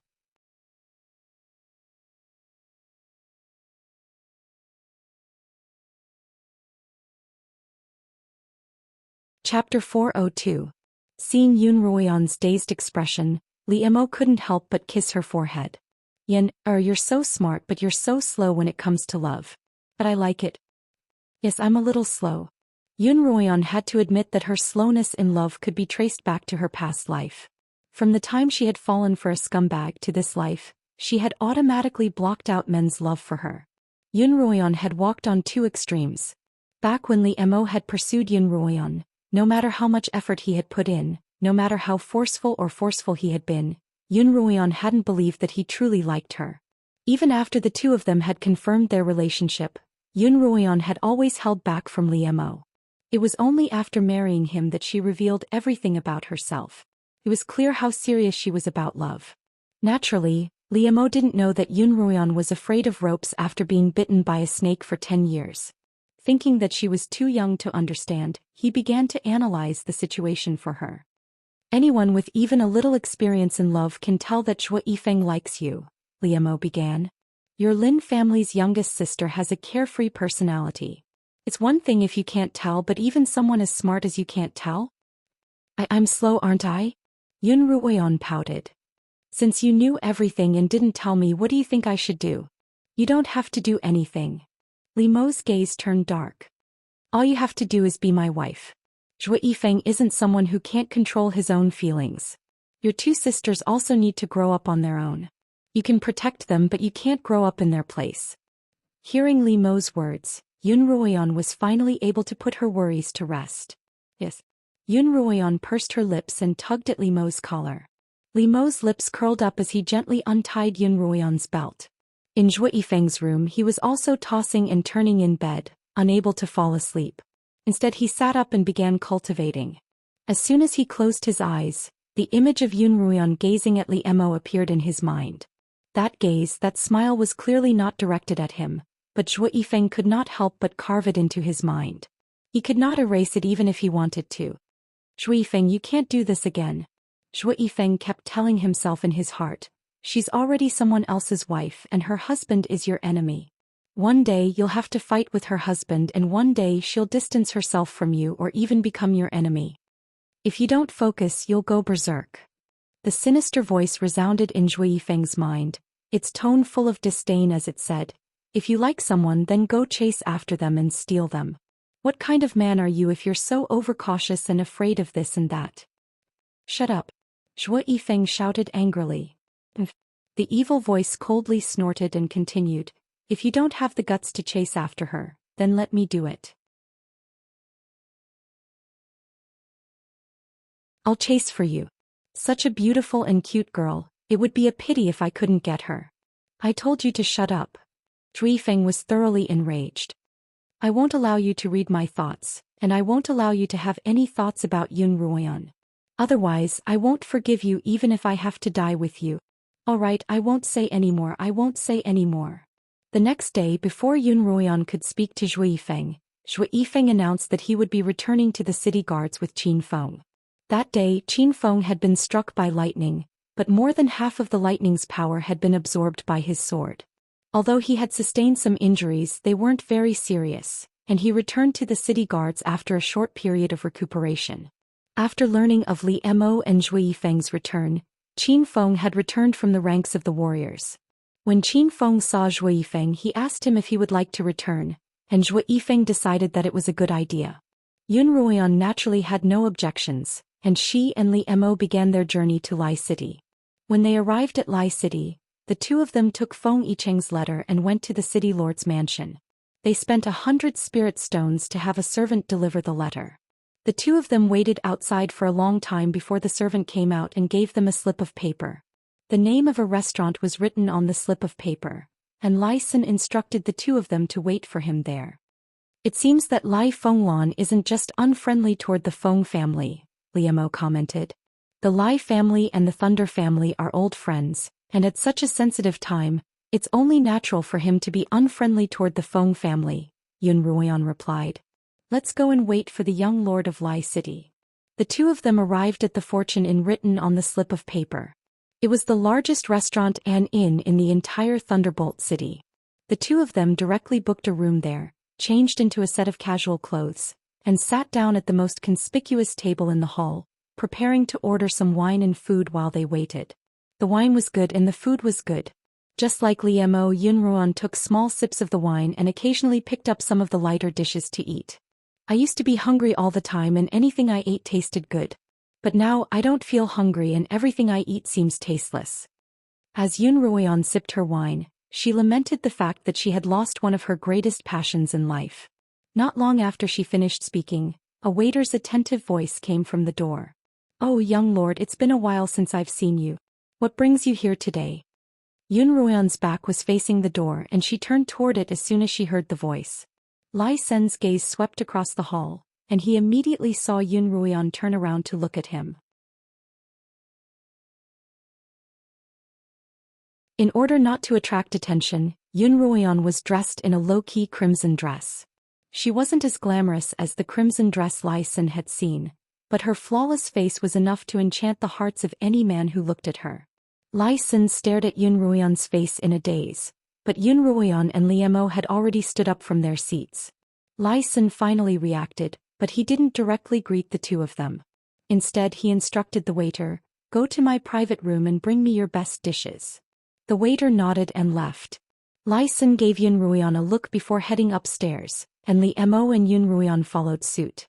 As the two of them went upstairs, they discovered that there were warriors dressed in the city lord's manor's robes peeking inside, and they knew that the young lord of Lai City was being watched. The two of them followed Lai Sen to the door of a private room. Just as Liemo was about to knock, the door was pushed open from the inside. Lai Sen stood at the door with a bright smile, looking at Yun Ruoyan with a burning gaze. "Miss Yun, please come in," Lai Sen said. "Young lord, you're too polite." Yun Ruoyan glanced at Liemo before walking into the private room. Liemo frowned as he followed her into the private room. The three of them sat down and Lai Sen began, "I've read Brother Feng's letter and he says that you're here to persuade him." "That's right," Liemo replied. "I hope that you'll be able to introduce us to the city lord." Only then did Lai Sen shift his gaze from Yun Ruoyan to Liemo. Lai Sen had participated in the tournament on his father's behalf, so he naturally recognized Liemo. However, his first impression of Liemo was the same as that of Thunderclap, an uninteresting ice block face. "Young Master Li, I'm afraid that things aren't as simple as you think," Lai Sen said. "The Lai and Thunderclap families are old friends, and I'm afraid it won't be so easy to rope us in. Last time, because I introduced Feng Yicheng to my father, not only did my father refuse to meet him, but he even put me under surveillance and forbade me from interacting with the Feng and Hua families." "Young lord," Yun Ruoyan suddenly spoke up. "Could you let us meet the city lord directly?" Yun Ruoyan's words immediately attracted Lai Sen's attention, but when he heard the latter half of Yun Ruoyan's words his smile crumbled.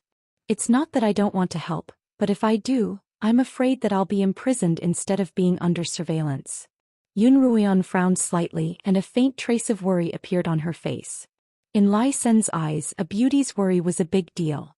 He immediately said, "Let me think again. Is there any way to bring the two of you into the city lord's mansion without letting others know that I brought you in?" "That's simple." Liemo interrupted Lai Sen's train of thought.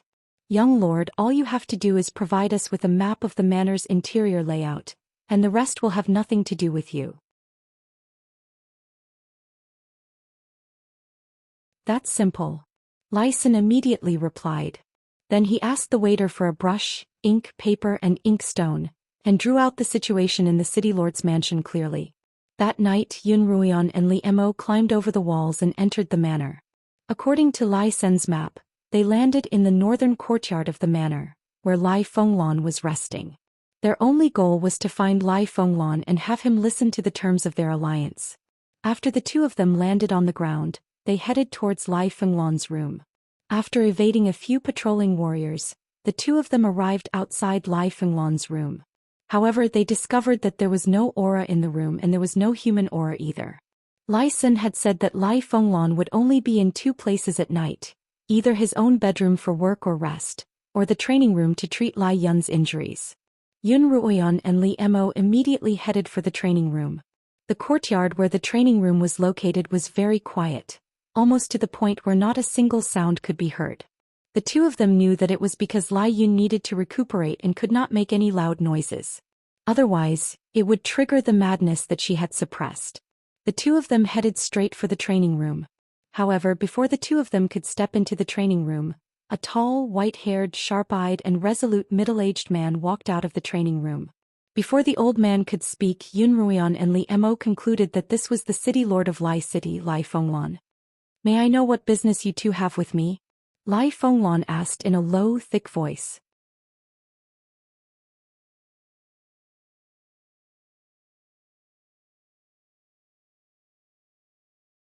Chapter 403. As soon as Lai Fenglan's voice rang out, a dozen or so skilled warriors leaped over the walls of the small courtyard and surrounded Yun Ruoyan and Li Mo. Another dozen or so took to the skies and sealed off any escape routes. Not only did this happen quickly, but it also didn't cause any loud noises. By the time all the warriors were in position, the entire courtyard was silent once more as if nothing had happened. City Lord Lai, Yun Ruoyan began, we bear no ill will. You intruded into my manor in the middle of the night, and yet you say you bear no ill will? Lai Fenglan's resolute, square-shaped face was filled with anger. Without giving Yun Ruoyan a chance to explain, he continued, City Lord Li has already informed me of your presence as well as a portrait of the two of you. You're the traitors of the Li family depicted in the portrait Yun Ruoyan and Li Mo. Capture these two traitors for me. Following Lai Fenglan's order, more than 20 warriors in the sky and on the ground attacked the two simultaneously. The 10 or so warriors in the sky used wood-attune techniques against the two of them. Dozens of vines formed a net above the two of them, completely cutting off their escape routes. Meanwhile, the warriors on the ground quickly moved forward to engage the two of them in melee combat.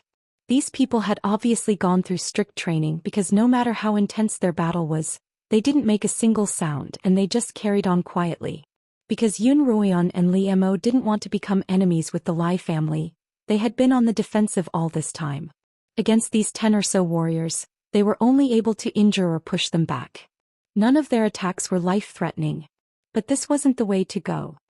Li Mo, as Yun Ruoyan used her scarlet eye sword to repel the warriors attacking her, she turned to Li Mo who had his back against hers. It seems that Lai Sun wasn't exaggerating when he said that Lai Yun can't hear any noise. In that case, I have an idea. What idea? With a kick, Li Mo sent one of the warriors who had been slashing at him flying. The warrior somersaulted several times in the air before landing firmly on the wall. He then rubbed his chest, kicked off with both legs and charged at Li Mo again. Make some noise, Yun Ruoyan replied. As loud as you can make it. Li Mo immediately understood what she meant. All right. Then he lifted his long leg and kicked the samurai who was rushing towards him in the same spot he had just kicked. Amidst the silence there was a cracking sound, but Li Mo's kick had broken several of the warrior's ribs. The samurai's body flew out like a ball and hit the courtyard wall. With a loud bang, half of the courtyard wall collapsed from the violent impact. Lai Fenglan furrowed his thick eyebrows, lowered his voice and said to the surroundings, Be careful, don't make any noise. However, Yun Ruoyan wasn't going to let him have his way.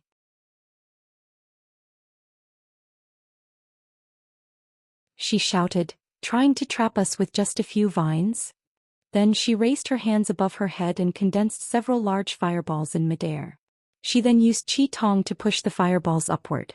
As a peak 9th rank blade master, the fireballs released by Yun Ruoyan, enhanced by Qi Tong, were far more powerful than a normal blade master's.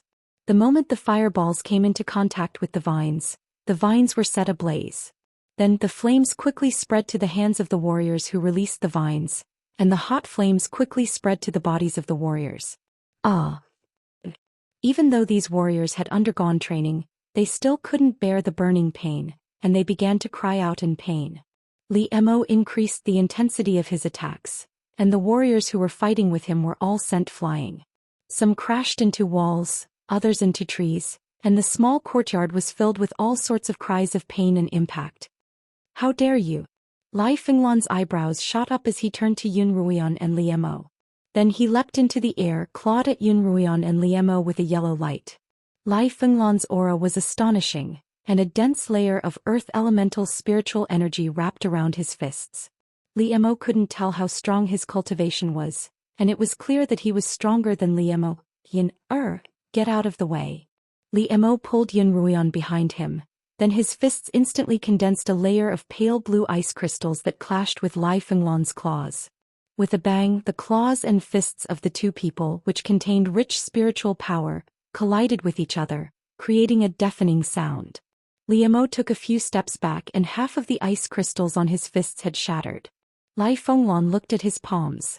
Although the layer of earth elemental spiritual energy hadn't shattered, it was beginning to tremble. He then looked at Li Mo with caution in his eyes. He hadn't attended either the Tournament of the Seven Cities or the birthday banquet in Wind City, so he wasn't very clear about Li Mo's cultivation. In this exchange, the strength that Li Mo had displayed was clearly beyond Lai Fengluan's expectations.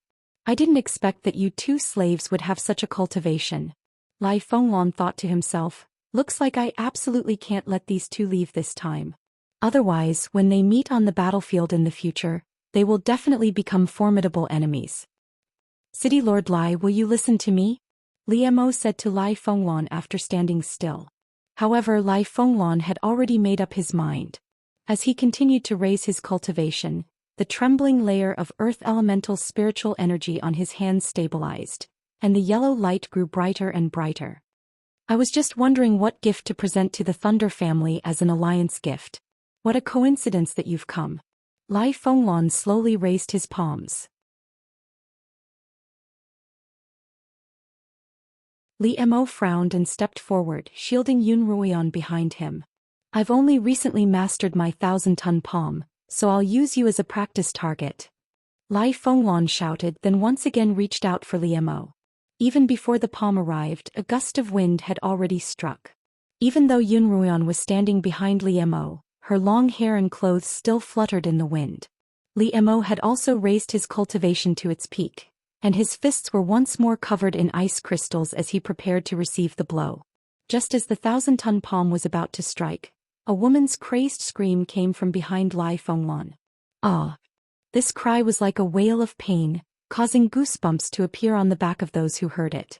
As soon as this scream left Lai Fengluan's mouth, he couldn't help but turn back to look at the room behind him.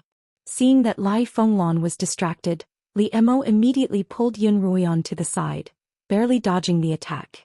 With a thump, the 1,000-ton palm struck the floorboards, shattering them into pieces. Ah! Following this loud noise, a woman's scream came from within the house. This scream was even more mournful than the previous one. Miss, don't do this, don't do this. At this moment, the voices of many women resounded from within the room, and then two women dressed as maidservants hurriedly ran out of the room and said to Lai Fengluan, Patriarch, the young lady has gone crazy again. Lai Fengluan couldn't care less about Yun Ruoyan and Li Mo anymore as he rushed into the room. Li Mo, stop him. Yun Ruoyan instructed Li Mo, then rushed into the room as well. Li Mo, on the other hand, appeared in front of Lai Fengluan. Get out of my way. Lai Fengluan shouted angrily at Li Mo when he saw Yun Ruoyan enter the room. City Lord Lai, my wife's here to save your daughter, Li Mo replied. If you barge in, I'm afraid you'll harm Miss Lai.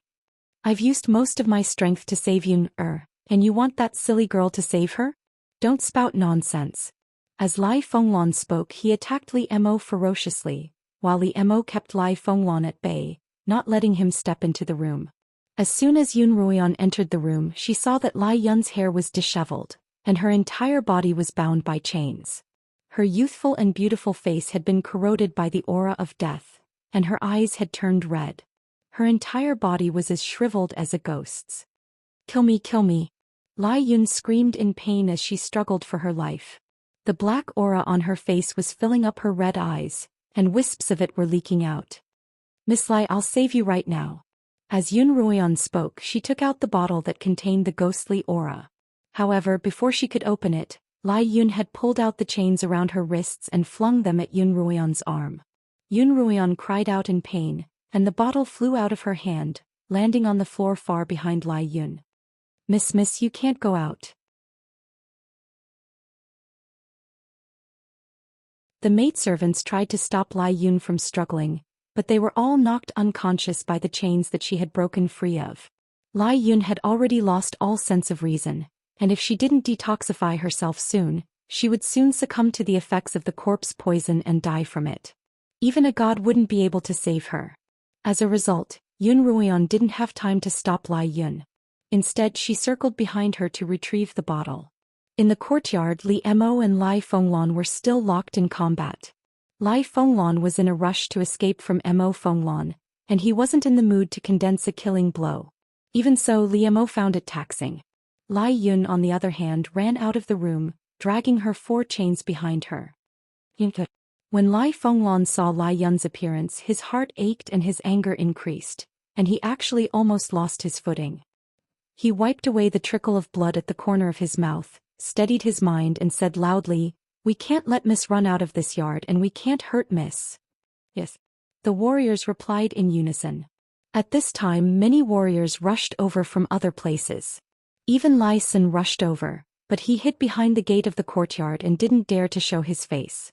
All the warriors responded and quickly surrounded Lai Yun. Lai Yun bared her fangs and brandished her claws, preparing for a massacre. The two sides faced each other, but it seemed as if they would start fighting at any moment. "No." Yun Ruoyan rushed out of the room. "Don't let her circulate her energy, or the corpse poison will spread even faster."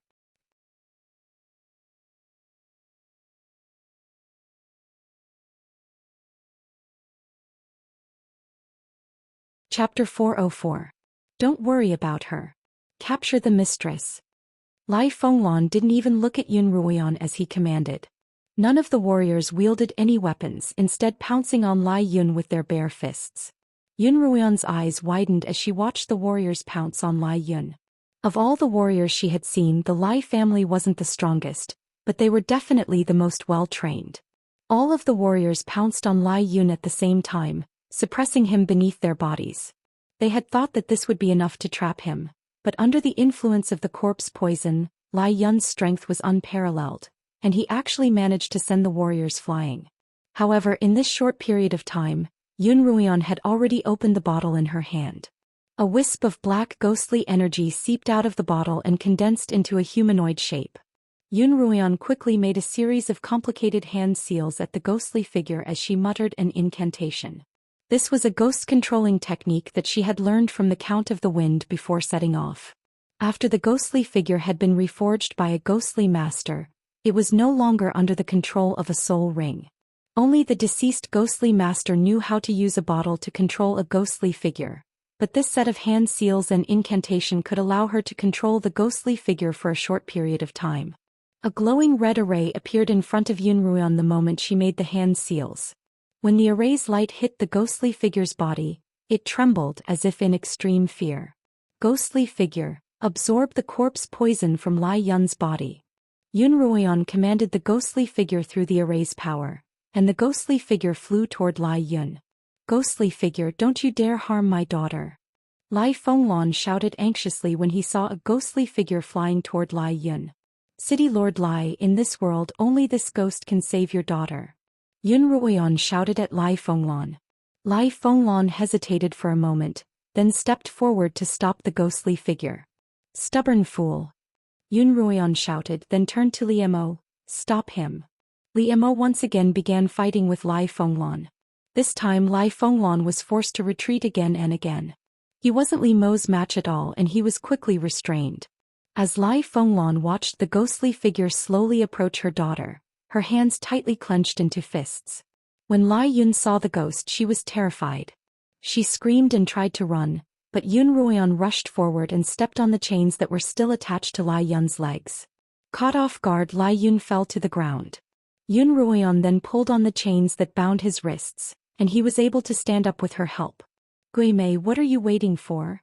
Startled, the ghost no longer dared to hesitate. It floated in front of Lai Yun, opened its large mouth and sucked at Lai Yun's face from a distance. Black corpse chi continuously flowed out from Lai Yun's eyes, mouth, nose and ears, and then all of it entered the ghostly black mouth. Gradually Lai Yun's face gained some color. His eyes also slowly lost their blood-red color and became black and white. "Yuner!" Lai Fenglan called out in both disbelief and joy. His hands, which were dripping with blood, finally loosened. Only then did Li Mo put away the sword that he'd placed on Lai Fenglan's neck.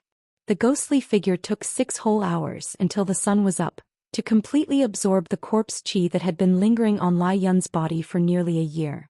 By this time, Lai Yun's face had completely regained its human color. Although his eyes were still lacking in spirit, they had already returned to normal. Yun Ruoyan hurriedly made another hand seal and chanted an incantation to recall the ghostly figure back into her bottle. As if all his energy had been sucked out of him, Lai Yun collapsed to the ground. "Yuner!" Lai Fenglan rushed forward and hugged the fallen Lai Yun in his arms. "Yuner, how are you feeling?" Lai Yun slowly opened his eyes and looked at his father. He opened his mouth and said with difficulty, "Father, I've finally gotten rid of the corpse poison." With that he closed his eyes and fainted. "Guards, guards!" Lai Fenglan ordered loudly. "Hurry and call the doctor. Quick! Hurry up and send the medics." At this time, Lai Xin flashed out from the courtyard's gate and said. Outside Lai Yun's bedroom, Lai Fenglan paced back and forth anxiously, while Yun Ruoyan and Li Emo sat calmly on a chair sipping tea. Lai Fenglan glanced at the two of them, opened his mouth, but didn't say anything as he continued pacing back and forth. "Is my sister all right?" Lai Xin turned to Yun Ruoyan and asked. Yun Ruoyan smiled. Of course. Yun Ruoyan's simple smile caused Lai Xin to fall into a daze once more. He chuckled, and the image of Yun Ruoyan's heroic figure when she had rescued Lai Yun surfaced in his mind. He couldn't help but lean closer to Yun Ruoyan. Li Mo, however, stretched out a leg in front of Lai Xin, and Lai Xin, too distracted to see what had happened, stumbled and fell flat on his face. He crawled up and was about to lash out at Li Mo angrily. "Xingge, don't be rude." Lai Fenglan's voice was low, and Lai Xin immediately retracted his threatening demeanor, bowed his head and stood to the side. "Please don't mind my son's rudeness." A trace of a smile finally appeared on Lai Fenglan's square face. "City Lord Lai, you're too serious," Li Mo replied coolly. "If not for young Master Lai's map of the City Lord's manor, my wife and I wouldn't have been able to find Miss Lai so easily." "Hey!" Lai Xin immediately bristled at Li Mo's words. "Are you trying to get rid of me after I've outlived my usefulness?" "Haha." Lai Fenglan laughed and swept his gaze over Lai Sr. "My son is ridiculous, but he's done the right thing. If my daughter can be saved, I'll be sure to reward you handsomely." "There's no need for that," Yun Ruoyan replied. "Please consider our request for an alliance, City Lord Lai." Lai Fenglan was silent for a moment, but just as he was about to speak, a physician carrying a medicine chest walked out, accompanied by a maidservant. Apothecary Wang.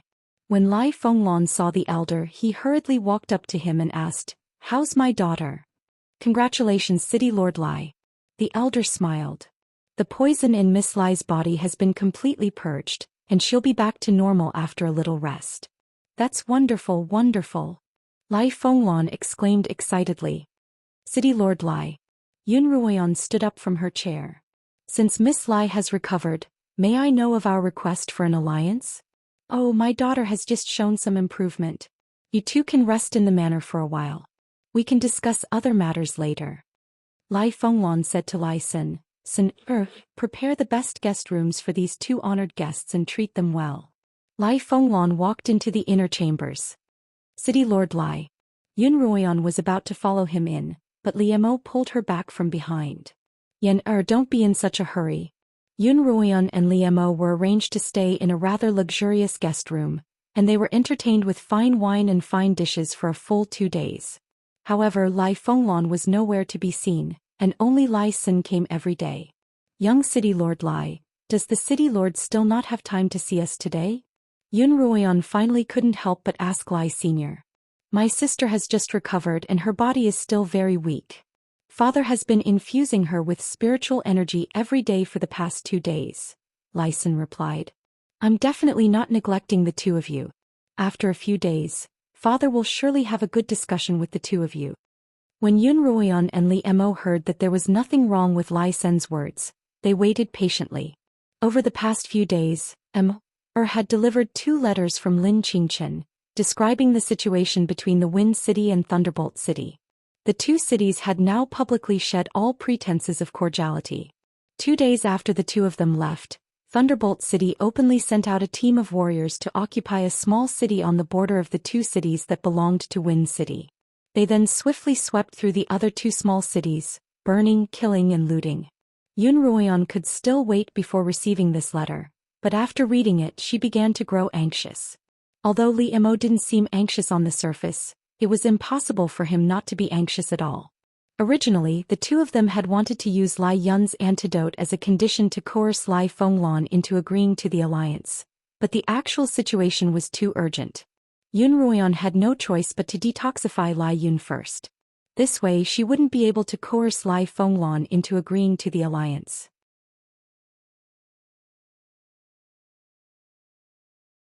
Just as the two of them were beginning to grow anxious, Lai Sun finally delivered good news. Lai Yun was able to get out of bed and walk again, and he planned to host a banquet for Yun Ruoyan and Liemo that night. At that moment in Lai Yun's room, father and daughter were discussing the matter of the alliance. "Father, we mustn't form an alliance," Lai Yun said as he leaned against the bed. Lai Yun sat on the bed. Although he had recovered a lot, his face was still pale. He could only take 2 steps before lying down. "Of course I know," Lai Fenglan replied somewhat awkwardly. "The Lai family and the Thunder family have been friends for 100 years, and you're still engaged to the Thunder family. How could I break my alliance with the Thunder family and ally with the Feng family instead?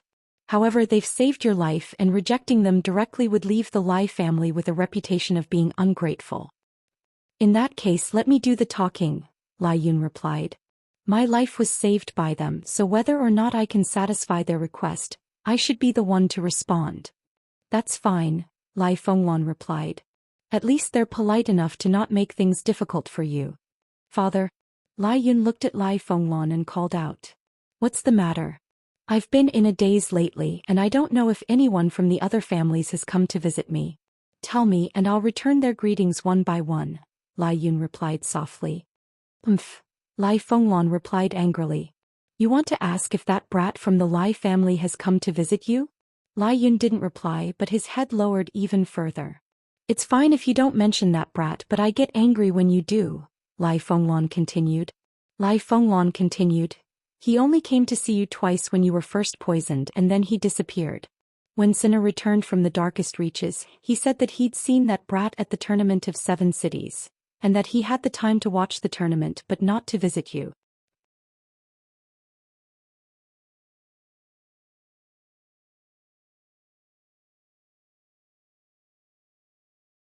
Chapter 405. "Perhaps it's because the Pai family has been busy lately," Lai Yun murmured. "But Pai Yong treats me quite well." Lai Fenglan sighed. "I don't know what you like about Pai Yong, but why did you choose him?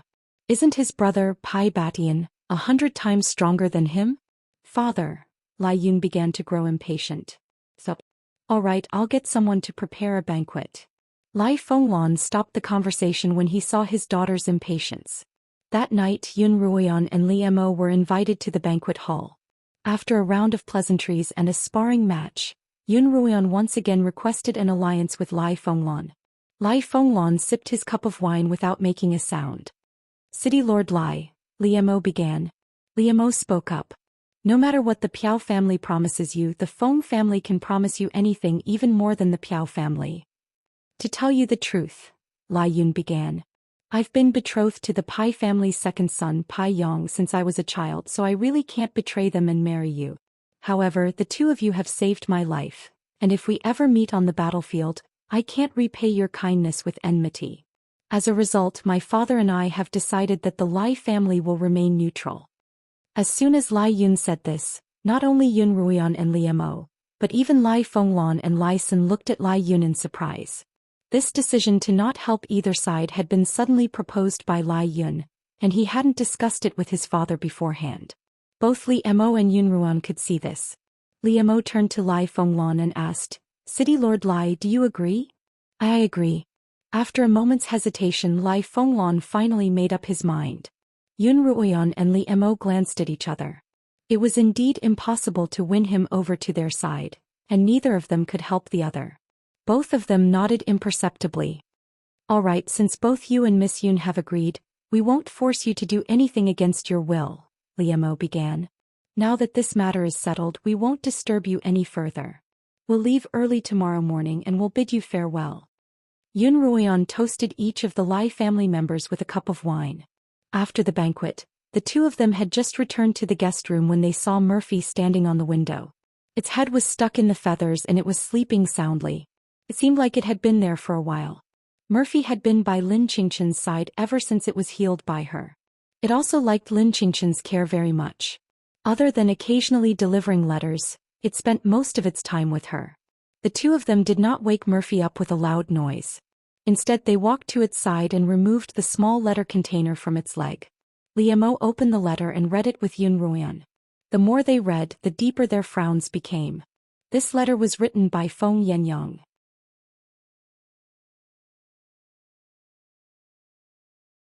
The letter stated that not only did the Thunderbolt clan attack the Feng clan's small town, but they also ignored the agreement between the 7 countries and openly sent people into the extreme darkness to plunder. They even sent people to seize the spirit crystal stone vein. By now, Feng Yicheng and Zhui Yifeng had already brought their warriors to the extreme darkness. Lai City wasn't far from the extreme darkness, and Feng Yenyang had sent the 2 of them to reinforce the Feng clan. Li Emo waved his sleeves and tucked Murphy into them. Then the 2 of them left Lai City that very night and headed toward the extreme darkness on their swords. The next day, when the Lai father and daughter pair found out that the 2 of them had left overnight, they weren't surprised. This was because they too had received news that the Thunderbolt family had conspired with 2 other families to seize control of the Spirit Crystal Mine in the darkest reaches of the lands. The Spirit Crystal Stone Vein was originally an abandoned mine, but 2 years ago, a year after the Feng clan took over the mine, they discovered a new vein of Spirit Crystal Stones in the extreme darkness. The Thunderbolt clan had been eyeing the mine for a long time, and the moment they fell out with the Feng clan, their first target would be the Spirit Crystal Stone Vein. They had only attacked the Feng clan's small town as a diversionary tactic. The Thunderbolt clan has a high chance of winning this battle. Yun, aren't you being a little too rash? Lai Fengwan asked Lai Yun in his study. Lai Yun replied disapprovingly, the Thunderbolt clan only has a high chance of winning, not a guaranteed victory. If they have our help they'll definitely win, Lai Fengwan replied. Father, do you remember what you told me that day? Lai Yun suddenly asked. What? You said that Lai Yong had time to watch the tournament but not to visit me, Lai Yun replied. At the time I said that I didn't mind, but I've kept it in mind. After thinking about it, if the Feng clan doesn't care about the Lai family, then we don't have to bother with them, do we? Moreover, although the Thunder clan has the upper hand in this battle, the Thunder clan's tyranny is clear for all to see. Such people can only be a temporary hegemon but not a permanent one. Our Lai clan has no need to step into these muddy waters. As long as we don't help either side, watching the tigers fight from the other side is the best choice. Yun Er's analysis is correct. Regardless of who wins, as long as we remain neutral, we'll be the ultimate victor, Lai Batian replied. From then on, whenever the Thunderbolt clan made any requests of the Lai family would use Lai Yun's illness as an excuse. Yun Ruoyan and Li Emo knew the way to the darkest lands, but they didn't know the exact location of the Spirit Crystal Mine. After flying in the air for a day and 2 nights, when they were about to approach the land of extreme darkness, the 2 of them looked down and saw a carriage on the ground. The 2 of them descended from the sky and were about to ask the carriage for directions to the Spirit Crystal Stone Mine. When they landed on the ground, the 2 of them realized that the warriors in this group were wearing the warrior uniforms of the Wu clan, the Qin clan and the Thunder clan. It was obvious that these 3 clans had formed a team of warriors. Furthermore, this group was heading towards the Thunder clan's territory from the extreme darkness. Who are you? Get out of the way. A brawny man dressed in the Wu family's uniform shouted at Yunruan and Liam, what's on your carriages? If you want us to get out of the way, let us take a look. As Yunruan asked, she glanced at the 7 or 8 carriages, clearly interested in what they were. Each carriage was covered with a thick cloth made of an unknown material. Not only was it impossible to see what was hidden within, but it also seemed to block out their auras. What's this got to do with you? The Wu warrior glared at Yunruan. The 2 of you aren't here to rob us, are you? Do you know which family we belong to? How dare you block our way? If you know what's good for you, get out of the way. Get out of the way? I'd like to see how you're going to do that. Yunruan crossed her arms in front of her chest as she stared at the warrior. Her posture was clearly provocative. Most warriors in a group like this were 9th-rank swordsmen, and they weren't Yunruyan's match. Li Emo saw that Yunruyan wanted to practice, so he stood to the side. Make it quick. No problem, Yunruyan replied. Oh, there's actually someone who's not afraid of death, the man laughed. Let's go. Beat that girl until she calls me brother. That's right, how dare she try to rob carriages at such a young age. If we don't teach her a lesson, she'll be out of control. The other warriors in the procession all laughed and egged on, but one of them, a tall, thin youth, remained silent. His gaze shifted from Yunruyan to Li Emo, and he didn't look away for a long time. Liemo also noticed his gaze and he glanced back at him coldly. When their gazes met, both of them had concealed their auras, but it was clear from their eyes that the other was an expert. The burly man from the Wu family walked out of the carriage with an arrogant smile. He pointed a finger at Yun Ruoyan. "Little lass, since you're courting death, don't blame me for being merciless." Yun Ruoyan smiled and dashed toward the warrior. Yun Ruoyan's incredible speed caused the Wu warrior to pause for a moment. All he saw was a flash of red light, and a scorching hot sword aura pressed against his neck. Who are you people?" the martial master asked in a trembling voice.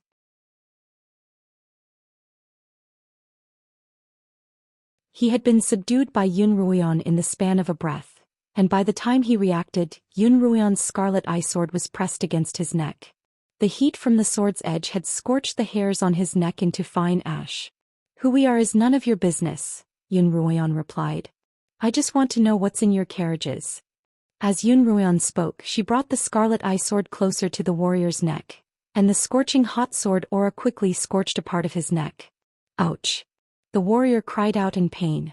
No, I'll tell you. What's in our carriages?" Before he could finish his sentence, a black figure suddenly leapt out of the procession and fired dozens of icicles at Yun Ruoyan. Yun Ruoyan hurriedly used her scarlet eye to block the icicles that were aimed at her. She heard the Wu warrior's pained cry, and when she turned around she saw 3 icicles sticking out of the warrior's chest. He was already dead. Be careful." Liemo rushed to Yun Ruoyan's side and formed a wall of ice, blocking all of the ice spikes that the slender warrior had unleashed. After the first wave of icicles had been released, the tall, skinny warrior retrieved a sledgehammer and leapt down from the air, smashing it against Liemo's shield. Liemo felt a strong force travel from the ice shield to his hand. Although it wasn't enough to hurt him, it was enough to make him slightly apprehensive. Liemo hadn't expected such a small procession of carriages and an inconspicuous, tall and skinny warrior to be a peak swordsman. Back off." Liemo turned to Yun Ruoyan, then infused spiritual energy into the ice shield in his hand. The cracks and damages caused by the tall, skinny warrior's hammer quickly healed. Then Liemo infused a large amount of spiritual energy into the ice shield, then transferred it to the hammer, and began a contest of spiritual energy with the tall, skinny warrior. The warrior was clearly no match for Liemo. Gradually, his face turned from red to white, then from white to gray, until there wasn't a single trace of human color left on his face.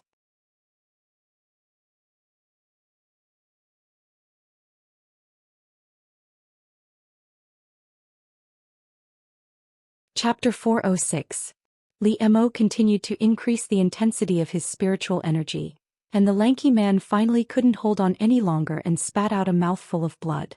Seeing that he was too severely injured to resist, Liemo retracted his spiritual energy, and the lanky man collapsed to the ground. Even the Thunder family's experts aren't a match for them. That's right, we're definitely no match for them. Let's run for our lives. When the other warriors saw the Thunder family warrior collapse to the ground, they all began to flee. Yun Ruoyan conjured a dozen or so fireballs at the fastest of the fleeing warriors, who quickly caught on fire and began to roll on the ground. Some of the warriors even had their legs pierced by Liemo's icicles and collapsed to the ground. "Those who don't flee will be spared, but those who do will be killed without mercy," Yun Ruoyan shouted. As soon as she finished speaking, the warriors stopped fleeing and stood where they were, waiting for Yun Ruoyan and Liemo to deal with them. The two of them walked up to the lanky warrior, but before they could ask him anything, the warrior spat out another mouthful of blood, closed his eyes and stretched out his leg. He had actually severed his meridians and died. This warrior was in stark contrast to the other Wu and Qin family warriors, who would immediately flee in the face of a powerful foe, or be frightened by a few fireballs and icicles. The two of them walked up to the carriage and Liemo lifted the black cloth covering it. A dense wave of spiritual energy washed over them. "It's spirit crystal ore," Yun Ruoyan explained. Liemo nodded, then turned to one of the Qin family warriors and asked, "Were these ores plundered from the spirit crystal mine in the darkest reaches?" Yes, the warrior stammered. From the warrior, the two of them learned that the spirit crystal mine had already been occupied by the Thunder family, and that these warriors were only in charge of transporting the ores. Some of them were only 8th rank swordsmen, some not even 9th rank. The lanky warrior was an expert sent by the Thunder family to protect the caravan. There were more than a dozen such caravans and each one was guarded by an expert. Every convoy actually has such an expert protecting them? Yun Ruian couldn't help but turn back to look at the tall, thin warrior lying on the ground. He was a sword saint, and if what the Qin warrior had said was true, then there were at least a dozen sword saints among the warriors in charge of guarding the ores and spirit crystals. Li Mo frowned as well. Based on their understanding of the Thunder family, they didn't have this many experts. The only possibility was that they'd borrowed them from the Qin and Wu families, but that didn't seem very likely. Those two families couldn't possibly be stronger than the Thunder family, so it was impossible for them to be so generous.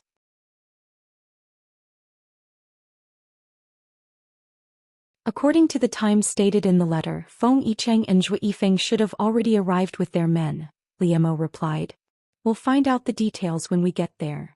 The two of them let the remaining warriors escort the carriages back to the original route. After half a day, they finally arrived at the Crystal Spirit Stone Mine in the extreme dark land. When the two of them were still 5 or 6 miles away from the Crystal Spirit Stone Mine, they sensed the aura of fighting coming from the Crystal Spirit Stone Mine. They're fighting again, one of the warriors by the side exclaimed. Did this battle start a long time ago? Yun Ruian asked the warrior. Since Yun Ruian and Li Mo weren't particularly aggressive toward these warriors, they weren't afraid of them, and they would even chat with them from time to time. Yun Ruian learned that they weren't originally warriors, but rather that they'd been temporarily transferred here. They were only responsible for transporting goods and rarely participated in battles. This battle started 2 days ago, the slightly older warrior replied. The slightly older warrior replied. The Thunder Clan's warriors occupied the Spirit Crystal Vein and began to mine it like crazy. They told us to transport these high-quality veins back to Thunder City. 2 days ago the Feng Clan's warriors arrived and began to attack the city. In that case, how did you manage to transport the ores out? Yun Ruian asked. There's a secret passageway. The Thunder family had been in charge of this mine for many years, and even the Feng family didn't know about some of the passageways leading to the outside world. Yun Ruian and Li Mo ordered the warriors from the Qin and Wu families to transport the 7 or 8 carts of ores to a secluded location. Yun Ruian then drugged them with a bewitching powder before letting them go. The two of them then rushed toward the area where the battle was the most intense. Wherever the battle was intense, the spiritual energy would also be the most violent. If it were a battle between just 1 or 2 people, it might not be easy to detect, but if it were a battle involving more than a dozen people, the violent spiritual energy would be easily detected from afar. The two of them flew toward the area where the spiritual energy was the most violent, and they soon arrived at the location where the battle was taking place. It was a valley surrounded on 3 sides by tall, white mountains. The entrance to the valley was blocked by a tall wall, and the two of them discovered that the entire top of the valley was sealed off by a restriction. In other words, it was impossible to fly into the valley from the sky. At the moment, close to 100 warriors were engaged in a fierce battle outside the valley's walls. Zhou Yifeng. Yun Ruian spotted Zhou Yifeng amidst the crowd.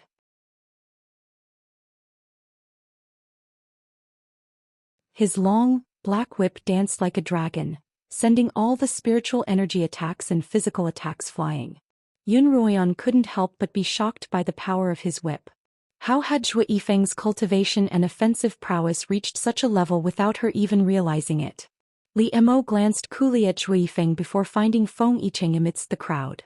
Feng Yicheng was currently being attacked by 3 highly skilled warriors. One of them was a wood-attuned cultivator, constantly releasing vines in an attempt to trap Feng Yicheng. Feng Yicheng was barely able to dodge his attacks, while the other 2 were ice-attuned cultivators, constantly releasing icicles at Feng Yicheng. Feng Yicheng's arms and legs were already bleeding, and he was in a dire situation. Li Mo and Yun Ruian exchanged a glance before flying toward the battlefield. In midair, Li Mo released a fireball technique at the 3 warriors attacking Feng Yicheng. The fireball incinerated the vines that were trying to trap Feng Yicheng, and the flames spread to the warrior's body, causing him to have no time to attack. All he could do was try to extinguish the flames on his body. As for the 2 warriors who had been releasing icicles, they were immediately set ablaze by the fireball, and they began rolling on the ground in pain. Without hesitation, Feng Yicheng stabbed his sword into the chest of the warrior who was trying to extinguish the flames on his body. "Are you all right?" Li Mo asked as he looked at the wound on Feng Yicheng's body. "I'm fine, just some superficial wounds," Feng Yicheng replied. "You've come at the right time. We've been attacking for 2 days now, but we haven't succeeded. With your help, we'll definitely be able to conquer this mine today." As Feng Yicheng chopped down a Qin family warrior beside him, he pointed his sword at a long-haired Li family warrior. "That man's a very powerful cultivator. Yesterday he killed more than a dozen of our warriors by himself. Zhou Yifeng and I only managed to fight him to a standstill, but we still couldn't kill him." Li Mo glanced at Yun Ruoyan. With her sword in hand, no one dared to get close to her, and Zhou Yifeng had also noticed her approaching. Li Mo's gaze moved from Yun Ruoyan to the long-haired warrior, who was also a peak sword saint. With one hand he crazily chopped down any Feng warriors who wanted to get close to the gate. Some of the Feng warriors had their arms chopped off and were wailing in pain on the ground. Some had their heads chopped off and some were directly cut in half at the waist.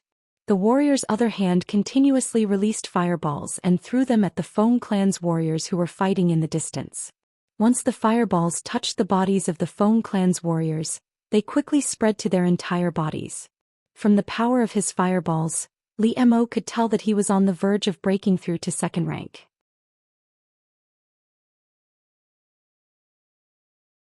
Unless someone stronger than him could kill him, he would be a meat grinder on the battlefield. With a flip of his hand, Li Mo retrieved the azure light sword.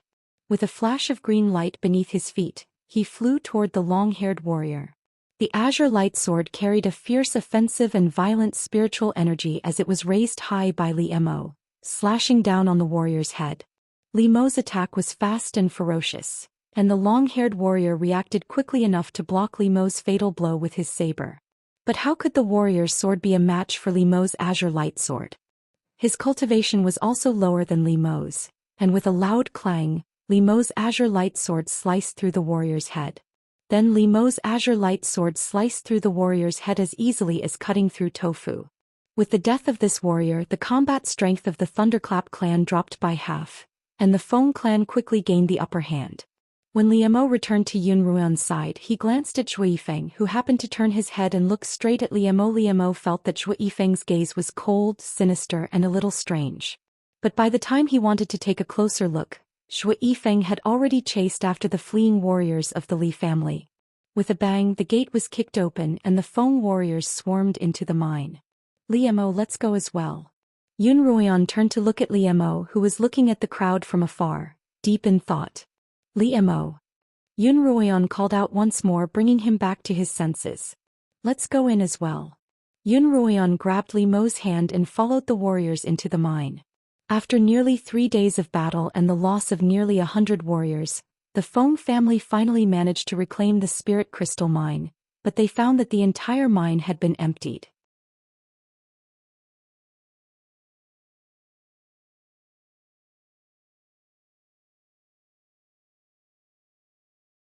Chapter 407. Despicable. Feng Yicheng punched the empty mine vein. The eyes of a warrior next to him were so red that he was about to shed tears. He held back his tears and said, "There are no less than 100 carts of spirit crystal ores here. If we refine them into spirit crystal ores, we can condense tens of thousands of high-grade spirit crystal ores. If we add in the middle-grade and low-grade ores, there will be hundreds of thousands of spirit crystal ores." This warrior was called Zhang, and he had been a guard at the mine. When the mine had been attacked, he had forced his way out of the encirclement and fled to the Wind City to report the situation. "We didn't even stop to rest, so how did they manage to get rid of all the ore in less than a day?" Feng Yicheng didn't understand. 800 carts of ores. How did they disappear? The warrior was also puzzled. "We know," Yun Ruoyan, who had been standing by the side with her arms crossed, answered. "You know." Feng Yicheng and Zhang turned to Yun Ruoyan and Li Mo at the same time. Li Mo nodded. "On our way here, we coincidentally encountered a caravan of carriages transporting spirit crystals and ores. There were 8 carts and each one was filled to the brim."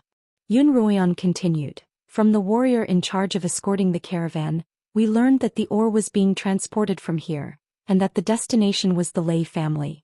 There are some secret passageways in this mine that you don't know about, and it was through these passageways that they were able to smuggle away so much spirit crystal or without anyone noticing. Everyone was so angry that they couldn't say a word. This sort of thievery and robbery was infuriating, but there was nothing they could do about it. Those warriors said that they'd already transported 8 or 9 batches of ore, and the one we managed to rob was the 10th, Liemo continued. It's hidden at the foot of the mountain. Send someone to deliver it to the Wind City right away. Although they had won this battle, they had sacrificed a great deal. Fortunately, the batch of ore that Liemo and Yunruan had plundered had made up for some of their losses. After returning to Feng City, Liemo and Yunruan met with Feng Yenyang and told him about their trip to the Lai family. He was quite satisfied with the Lai family's neutrality. Just as the conversation was about to end, Liemo and Yunruan turned to Feng Yenyang and the Count of Feng. During my battle with the Thunder family, I discovered that they suddenly had a large number of cultivators who had broken through to the peak of the Sword Saint realm. What's going on? Feng Yenyang and Feng Bo looked at each other, then Feng Bo said, Qing has already told me about this. Originally, this matter was only known to the city lord and a few people, but now that the situation is special, I will tell you.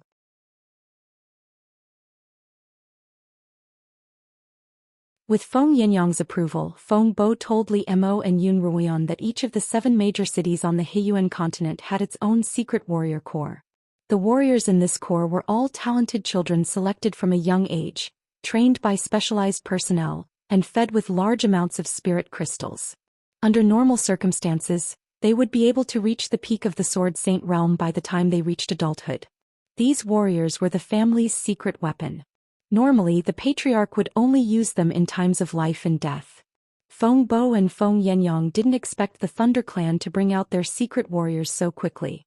Moreover, there were more than 10 of them. This was truly out of everyone's expectations. In that case, the Feng family should have their own secret warrior corps as well. Yunruan exclaimed. Feng Yenyang and Feng Bo nodded at the same time. Feng Bo continued, I've always been in charge of training this secret warrior corps. They're the city guards. City guard team? Yunruan couldn't believe her ears. Although she hadn't been part of the city guards herself, she had some understanding of them from Qin Feng and Zhou Yifeng's manner. The strongest of them was a peak 9th rank blade master, and none of them had reached the peak of the Sword Saint realm.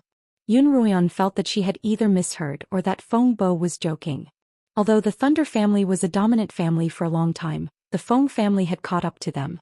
The difference between the two families shouldn't be so large. Are the Feng family's secret warriors really that weak? Yunruan asked. It's not that they're weak, Feng Bo laughed. I'm the one who had them conceal their true strength. Concealing one's true strength wasn't uncommon, but to be able to conceal it so well that even Zhou Yifeng and Qin Feng, who had lived with them for so long, couldn't detect it was no easy feat. Don't be too surprised, Feng Yenyang laughed. Feng Yenyang smiled. Feng Bo is an expert in concealing his cultivation, not to mention his disciple. His words weren't wrong. When Feng Bo wasn't fighting, he was always dressed in a brocade robe, giving off the impression that he was a wealthy man. However, once he put on a black robe and started fighting, even Pai Batian wouldn't be a match for him. Moreover, Pai Batian hadn't been able to recognize him even after exchanging blows with him many times. It was only when he accidentally took off his hood that Pai Batian recognized him. When Zhou Yifeng and Qin Feng found out that the warriors guarding the city were actually the secret warrior group, the two of them were only slightly surprised, and then they had an expression of understanding. Even though the guards had concealed themselves well, Qin Feng and Zhou Yifeng had still sensed that something was amiss.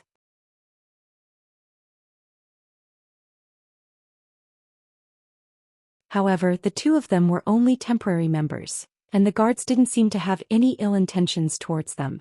As a result, they didn't dare to pry into the guards' secrets. No wonder I always felt that old Lin was holding back every time I sparred with him, but he refused to admit it, Qin Feng commented. Zhou Yifeng also recalled the many times he had fought with the warriors of the city guard team. It seemed that it was always a competition of moves and not a competition of spiritual power. If it was a competition of pure spiritual power, he estimated that he had no chance of winning.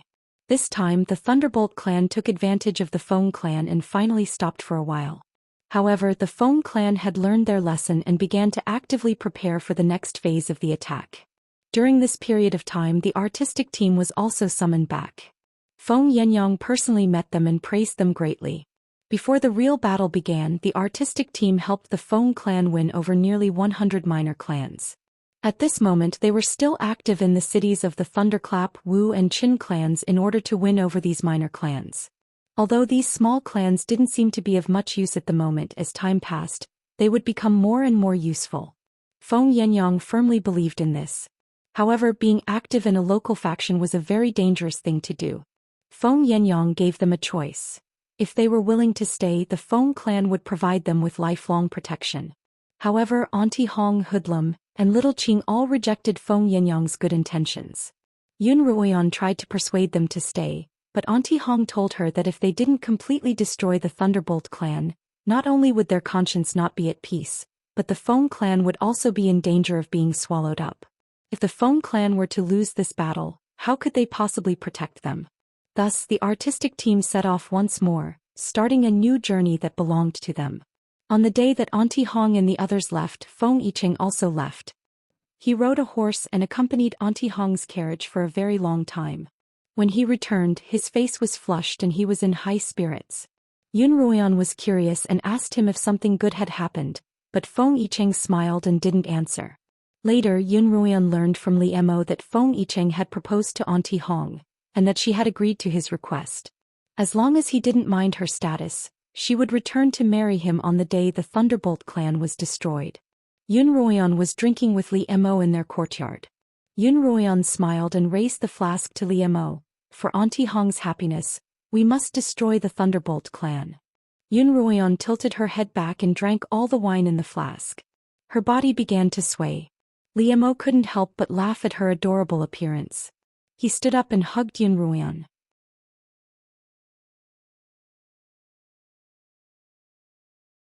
He looked at her blushing face and said, "It's late, my little consort. We should go rest. A night of lingering love. A night of sweet dreams." This period of time was particularly difficult for Zhou Yifeng.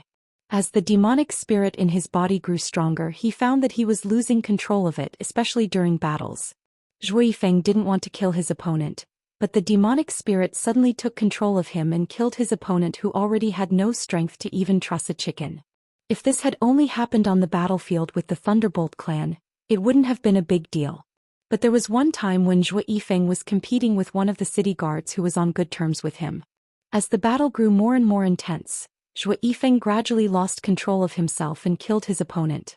At that time, it was fortunate that his opponent suddenly erupted with his true cultivation, or else the consequences would have been unimaginable. Zhou Yifeng became more and more aware of the dangers of the demon spirit. He began to think of ways to expel it from his body, but no matter how hard he tried, he didn't succeed. "How can you leave my body?" Zhou Yifeng wanted to use his own spiritual energy to expel the demon spirit from his body. He nearly suffered internal injuries, but he didn't seem to be able to force it out. "Since the day you accepted me and fused with you, I will never leave your body." The demon spirit's sinister voice sounded in Zhou Yifeng's mind. "Then what if I die?" Zhou Yifeng asked coldly. "If I die, will I be able to escape from you?" When the demon spirit heard Zhou Yifeng's words, its tone softened. It hurriedly said, "I'm just joking with you and your friend. Haven't you always been curious about the true cultivation of your city guard friends? I'm just testing them for you. If you don't show them a bit of strength, they definitely won't reveal their true strength." You're tuning in to the Zhou Xian's Legacy YouTube channel. Don't forget to subscribe and join us on this journey to catch the most captivating stories.